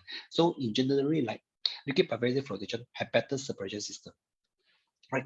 So you can see even with very simple system, but there is a lot of parameter you to optimize in this liquid pipe phasing flotation system. That's how you make coffee. I believe you need coffee have the correct concentration of the sugar, correct concentration of the water, temperature of water, correct concentration of the creamer they put inside. Same to this liquid pipe phasing flotation system. So you need to have molecular of the polymer, concentration of the salt, concentration of the polymer, pH, volume aqua phase, volume of the polymer phase, amount of the crude feedstock you put inside, gas flow rate, fluid time. The more parameter you optimize, the more pure product you will get. So let me share with you the example that how to extract lipid from microalgae. So you can see this is the gas that we use. We have tested using carbon dioxide, nitrogen, phosphorus, different type of gas. So we found that carbon dioxide have the better system to do the lipid extraction. So undergo synergitis is a G4 porosity, which is specific size of the bubble. We're able to capture the lipid on the surface of carbon dioxide bubble. Carbon dioxide will flow to the EOPO phase, which actually pulse outside. Then this is the we take up this EOPO, we heat it above to critical storage temperature. Top phase we can see lipid, and bottom phase EOPO, which you can recycle. So this is the overall concept of liquid pipe phasing flotation system. All right, let me share with you the last thing that I want to share with you today, which is the liquid pipe extraction technology in liquid pipe system. So actually, this is very special technology that invented by our team. So we think that this is very powerful because it one stone killing more than two birds. How it work actually just a normal system that you can do the cultivation, fermentation at the same time. At the same time, you do the extraction. So in the normal cultivation process, you're doing batch process, right? You have to go to cultivation of the microalgae. At the same time, you do the dewatering, which is harvesting system. Then only for harvesting, you have to break the cell wall. They have to go through a series of long process. But using this smart technology, right, you can do the cultivation at the same time. In the system, you can do the extraction, and at the end, you get the final product as well. So let me share with you how this system works. Right, this is a one-phase forming component where you can put any phase forming component inside. You put a feed, which is a nutrient, and together microalgae biomass. So nutrient system you need to the normal cultivation process. So maybe 40 day to 21 day depends on the type of microalgae you want to grow, right? So after the harvesting time, right, you stop activation, right? You heat it about critical storage temperature. Again, in this system you cannot do high because we heat higher the vitamin, all these are vitamin C and also as vitamin and also protein will denature. So you only can heat up to 40 to 50 degrees Celsius. And top phase you can see a byproduct that you want. You just remove the water using rotary evaporator, you get a pure product already. This is a pure product. While bottom phase is the concentrator of the phase forming component, which you can recycle and together with the biomass, you can do the recultivation of microalgae again. So this is very unique method. Why we call smart in the system? Because in this system, right, we implement the artificial intelligence system inside. So we use the sensor to make sure you can have the correct concentration of this ingredient that you put inside, correct temperature probe, which can heat it up to critical storage temperature, as well as the byproduct that we want to get, we can detect using the sensor as well. Of course, everything monitor using Wi-Fi to link to our smartphone. So this is why we call it smart technology in liquid pipe system. Right. So let me share with you a quick video that are developed by our team here. Actually, it's very special. Let me share with you the video. All right.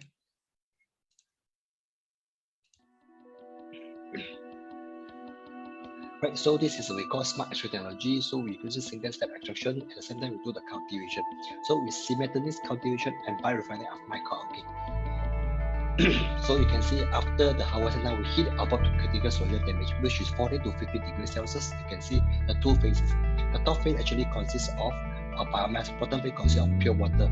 After you heat above the critical storage temperature, right, all the active compound will break out to the cell wall. You can see a thin layer of this oil on the top phase, middle phase is water, and bottom phase actually a biomass, which you can recycle together with this EOPL, which is ethylene oxide. So this is very special. Of course, we call it smart due to the reason that we use a sensor inside to monitor it. Yeah, we put some sensor to monitor the amount of the oil that you can collect, water and biomass, and we can monitor the cultivation process throughout using the Wi-Fi and together with phone.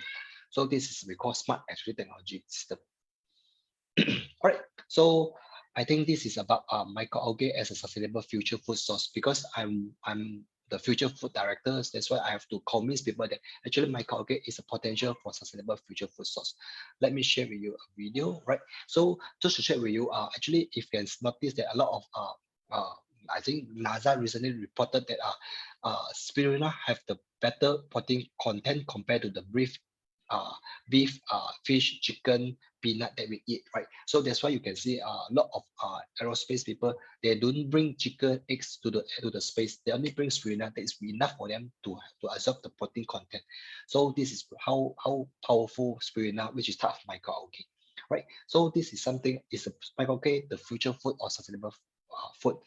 This is a hot topic I think recently discussed in the World Economic Forum, because scientists think that microalgae could help to feed the world. So let me share with you the video which shared by this World Economic Forum. So this will providing a sustainable alternative protein to meat and soy. So they also are able to absorb the harmful pollutant that improve in the water. Yeah. So they are visible in eye, they are everywhere in ocean, freshwater lake, and also river. Microalgae generate protein, fat, and carbohydrate. It providing a foundations for the food web and the life on Earth. So this is to talk about microalgae can grow very rapidly. It can help be easily harvested using bioenergy, bioplastic, and food. So this is a video that I shared just now. By 2050, right? Actually, we have so much population. We need to find a solution to it, right? So new source of protein, both which should drive to the deforestation and also the release of the greenhouse gases.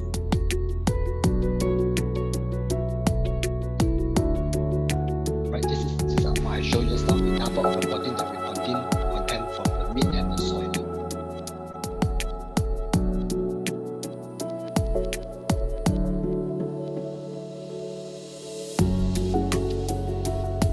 The microalgae can take this unwanted nutrient and spin it quickly into biomass so they can use it in animal feed.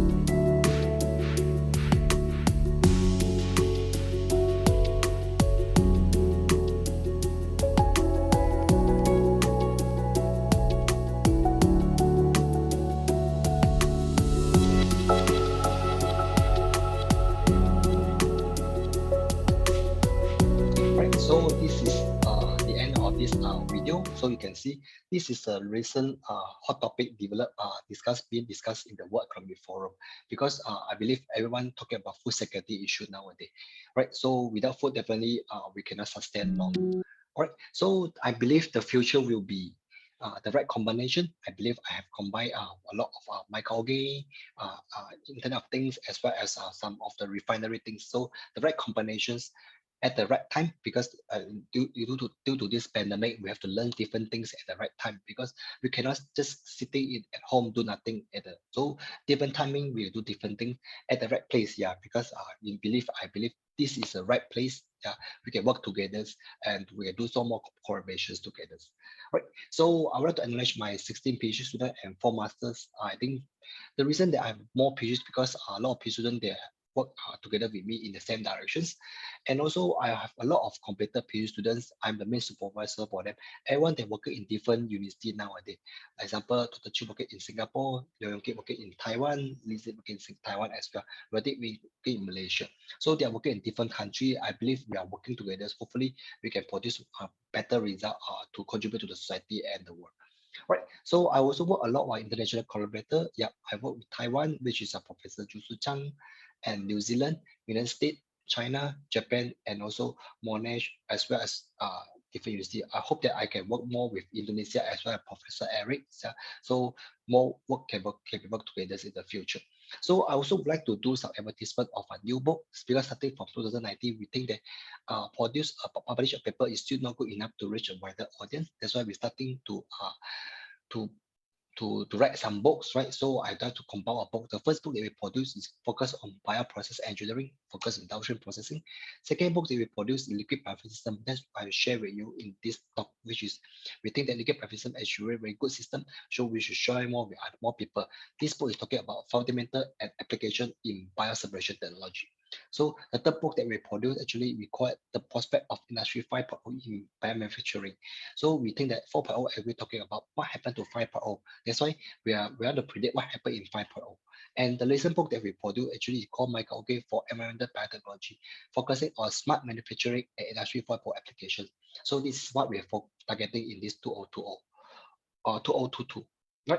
So this is my website. Yeah, I think I have a lot of information from this website. You can scan this QR code to understand more about it, and also just type my name shopala.com. You can look for a lot of information from me for up to time to time.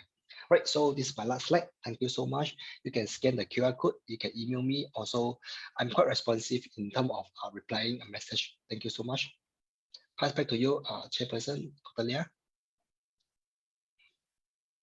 Okay, thank you so much, Professor Shaw, for your impressive presentation. So it's yeah, actually, yeah, this is like very interesting to me because you mentioned several of the recent trends in microbiology research, ranging from the biorefinery and its integration with the AI and the Internet of Things. Also, you mentioned a lot about the liquid biphasic system, which is actually a new technology to separate the, the pigment and biomolecules that we can get from the algae. And also, you show so many interesting videos. And yeah, one of is interesting thing is that the potential of the microalgae for the future foods, to feed the growing human population. So yeah, we have so many unrevealed microalgae potential. So hopefully in the future the research of microalgae can be done in in more comprehensive way. And actually we already have several questions in the chat box. So the first question is from Mr. Hafiz Aji.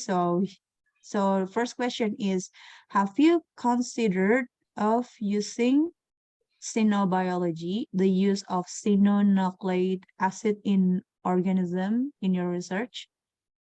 And is it possible to grow this microalgae in outer space without the gravitation or microgravity condition, just in case if we need to colonize Mars or Moon? It's an interesting question. So yeah, the first one is, have you considered using xenobiology in your research? Like, I don't know what that is. So yeah, All right, thank you, could thank you you, please answer the Hafiz. question? Yeah, thank you, Hafiz, for the Yeah, questions. Yeah, for the yeah. first question, actually, I have not come across the term that which is xenobiology. It's new to me. Yeah, maybe I will go to search more information. Maybe you can consider. We can work together if you are interested. Yeah, I think this is totally new to me. Yeah, but no worry, I keep on learning. I like to learn something new. Yeah. So if you're interested, yeah, feel free to contact, so that we can work in this area. I think this is very new to me. Right. Regarding your second question, which is it possible to grow this microalgae in altered space? Yes. Actually, I have worked together with Natural Chen Community in Taiwan. They are in the process of cultivate microalgae in the space, in the aerospace department.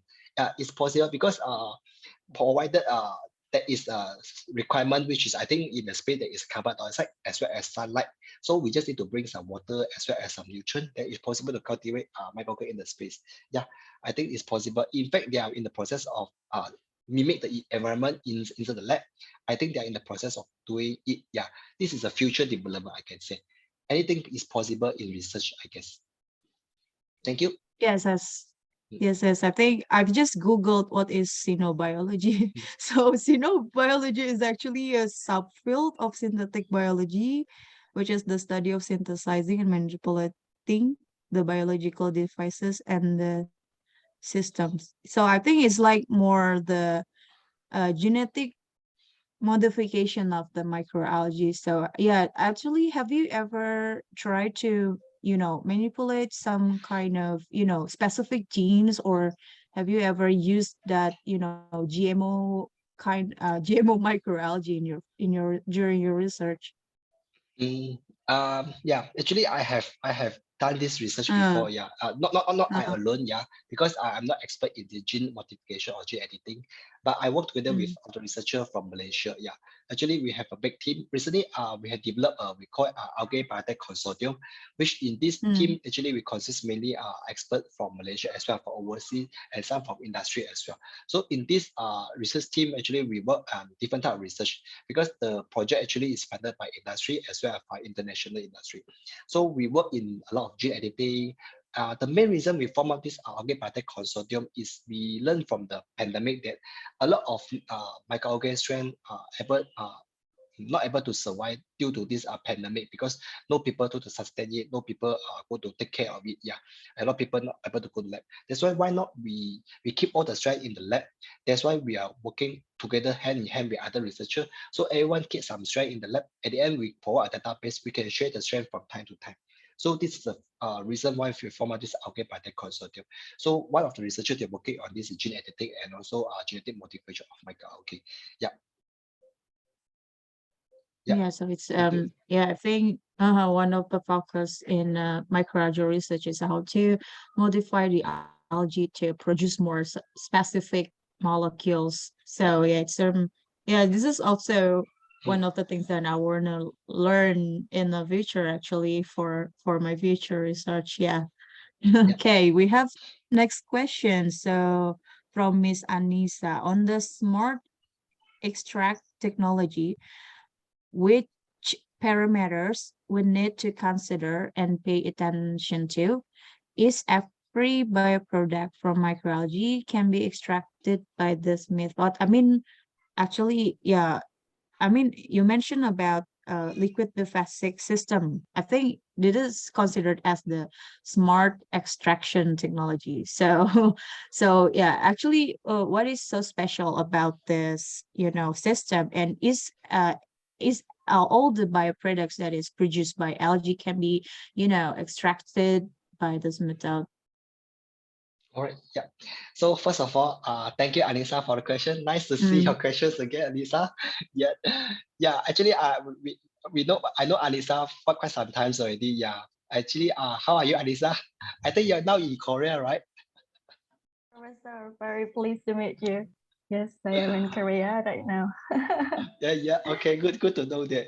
Yeah. Thank you for attending our talk. Right. So, to answer your question, actually, the smart extractive technology that you mentioned, actually, there is a lot of parameter. Yeah. Can be, I think there is many parameter need to optimize. Can be the temperature, can be the concentration of the ingredient, as well as can be the can be the type of microalgae that you grow. Yeah, because a lot of microalgae they very sensitive to the environment that you grow. Right. Example, some of microalgae they must go in the stress condition so that you can extract the active compound that we want. Example is a fucosannin, and also example the hemococcus. Yeah, this is some of the special microalgae they need to have stress so that you can produce the pigment that we want. So I think the most pay attention parameter to consider is the product that you want. So if you want to have this special product, then you have to stress it. Yeah, if you want to have special product of this like a lipid, then you have to stress it with nitrogen. Yeah, so different conditions have different stress, so they have different product. So as for my suggestions, if for every product from my working can be extract using this system, I can say not to say 100% yes, yeah, but I can say mostly the product, whatever you want to extract, is possible to try using this smart extract technology, yeah, because this system is new. I think say it's new, yeah, because still not many industry they dare to try, yeah. But I believe in the applications that is already mature enough, already established, a lot of documentation mentioned about this extract technology. But industry wise, I think it's still new, right?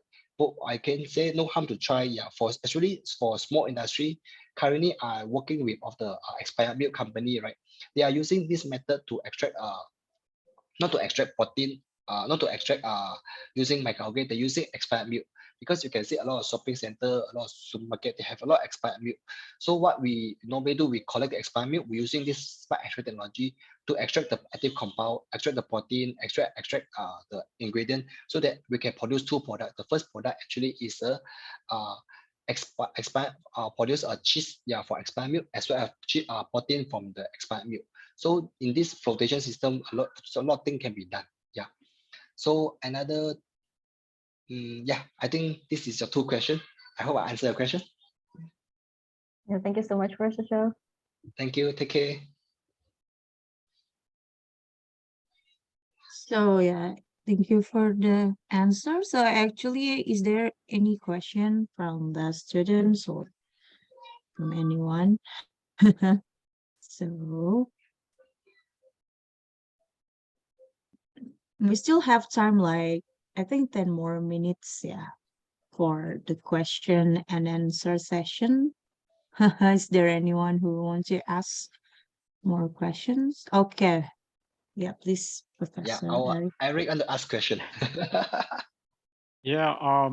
First, very nice talk, and I'm really impressed by the videos, because this is a real progress. To describe experimental things is very good, very important. Okay. The second thing is just a comment.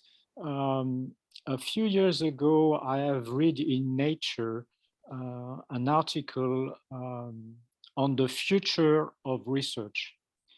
And one of the main points they say is we need methods to separate compounds, because we will have more and more waste, and waste is a mixture of very complex compounds.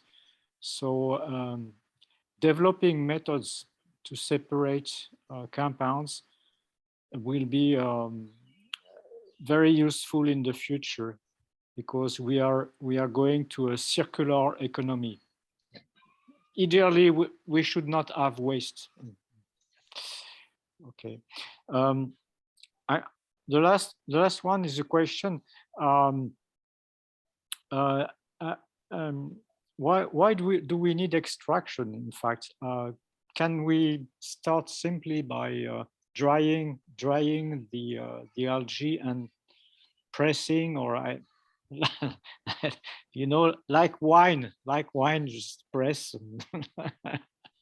But I'm not really in this research, so it's probably a stupid idea.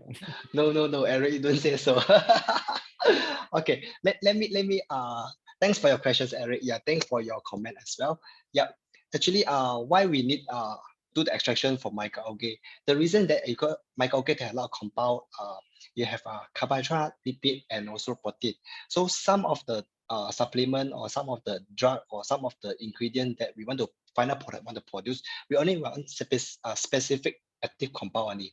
So example, we want DHA, we want EPA, we want acetylene, all these expensive ingredient for microalgae. This one we want to extract it. Of course, we are this one you're talking about circular economy. So after we extract it, right, the residues, which is the ingredient still available in the microalgae, we can utilize it for other application. We can use it in animal feed. At the end, we can burn it to biochar. At the end, we can use it in the fertilizer. There's a lot of application. Yeah. But at the first, we extract whatever that we want so that we can use it for higher value product. Yes, this is the reason we need the extraction. Okay, thank you. Thank you, Eric.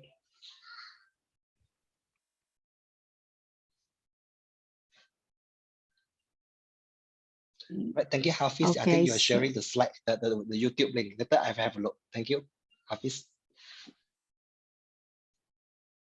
Oh yeah, Hafiz just shared the YouTube about xenobiology. Yes, thank So you. actually, we still have like maybe 8 minutes, yeah, for the question.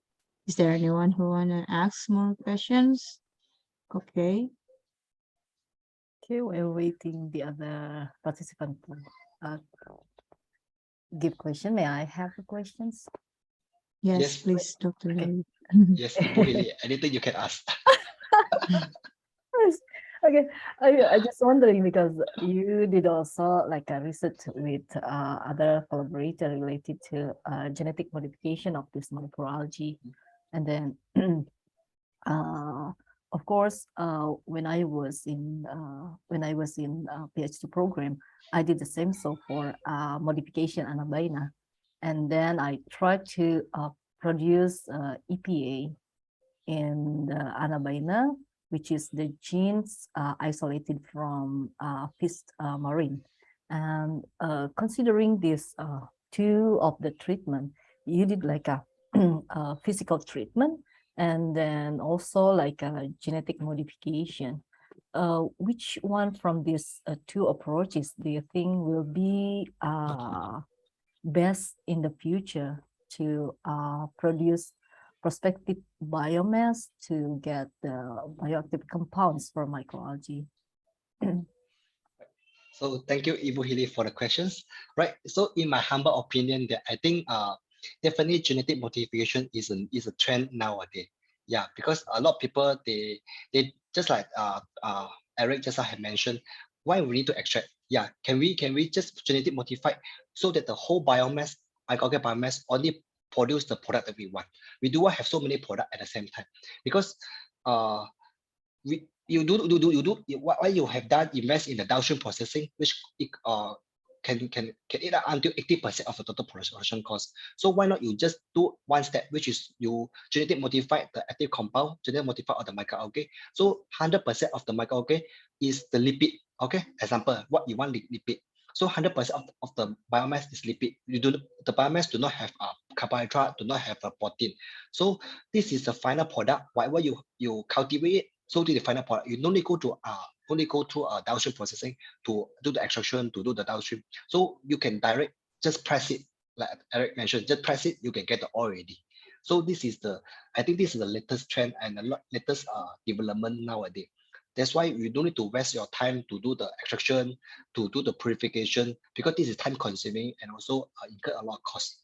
So definitely genetic modification is a new trend, I can say. Thank you.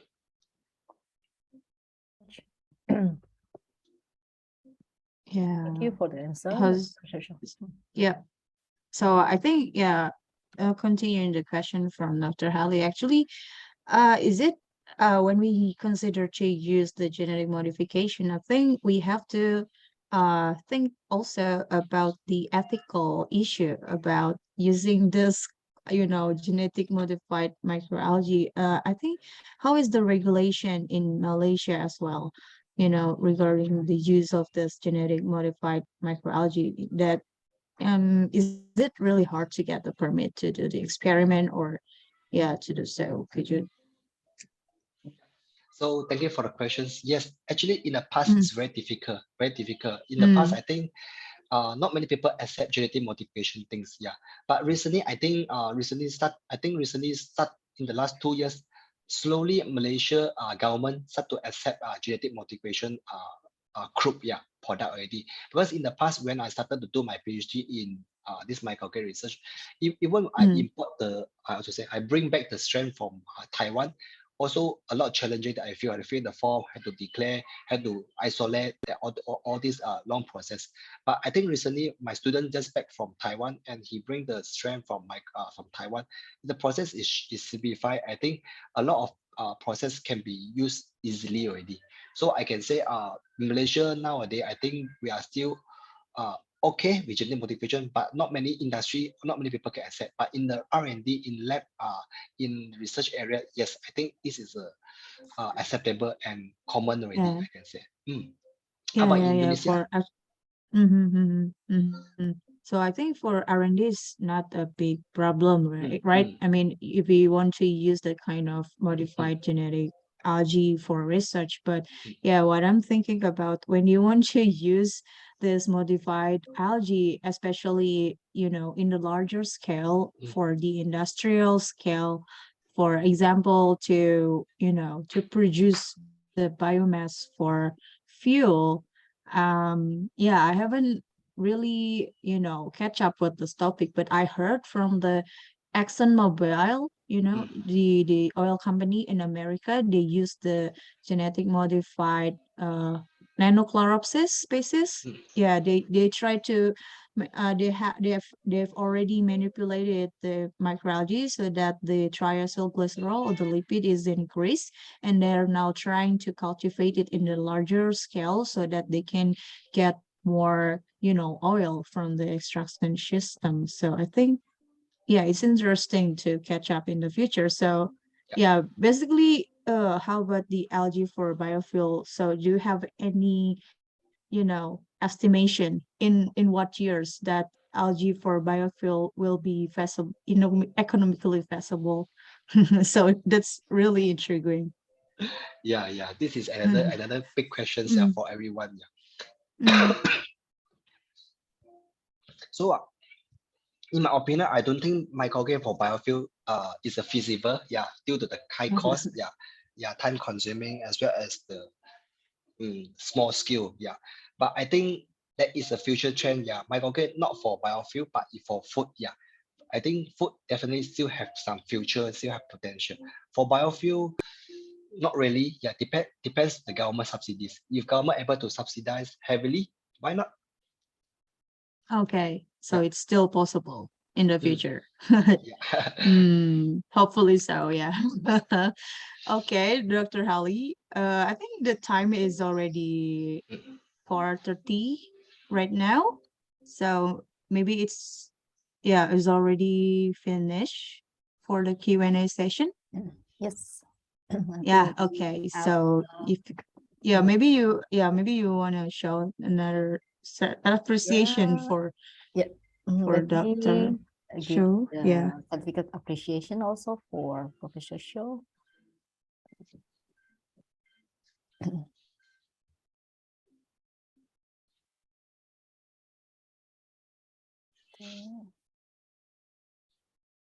Okay, Professor Show, thank you for always support our program and always uh, kindly accepting our invitation, become speaker in each program in the seminar series and also guest lecture, even in the workshop session series. Again, thank you from me personally and also from our department for this great collaboration.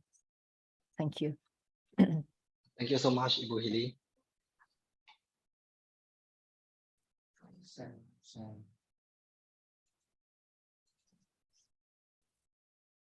Okay, Yeah. and let me Okay. also directly give appreciation also for the moderator. Just before we Thank you, close. Dr. Lia.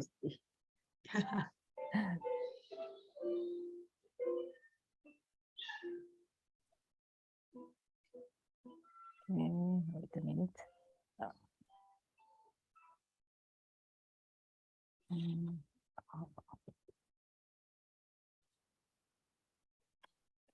Just okay. Thank you also to Dr. Lia, who has already guide and lead this lecture session. Thank you also for a nice collaboration since Yes. 2020, I think. Yeah. Thank you so much, Buhali, for having me today. Nice talk. Yeah.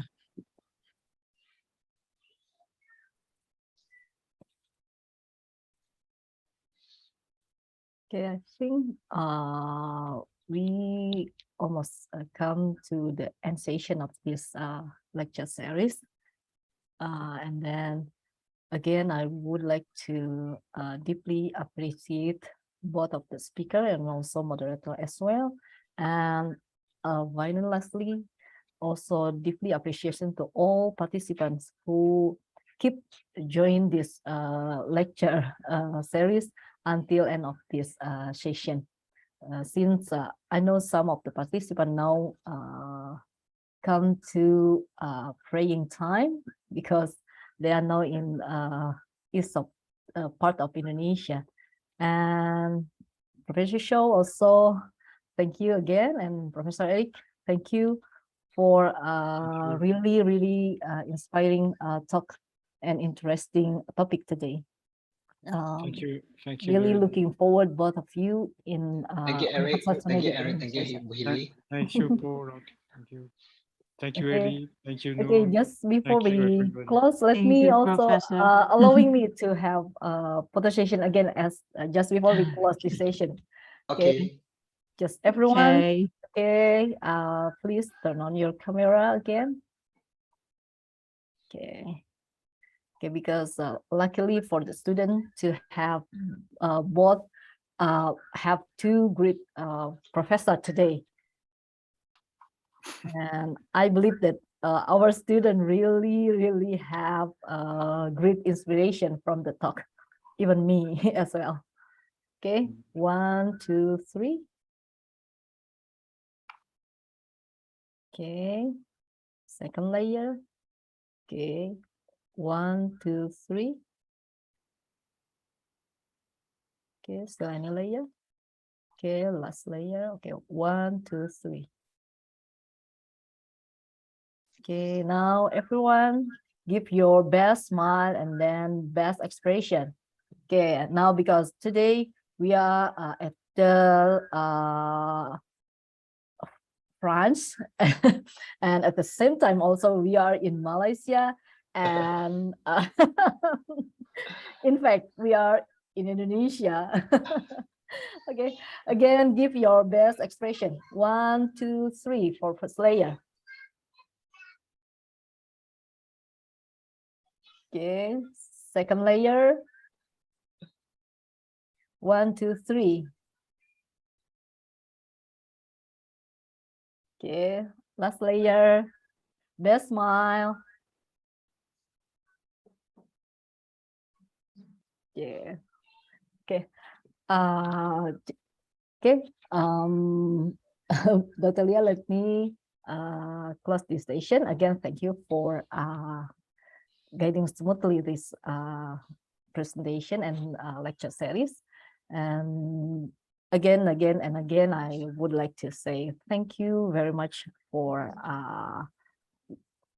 your kindly sharing with our student in Universitas Pendidikan Indonesia, especially located in Bandung. Okay, Professor Eric, Professor Shaw, thank you, and then see you in the next occasion and in the next time, and hoping to see you all in Indonesia. Thank you. Thank you so much. Have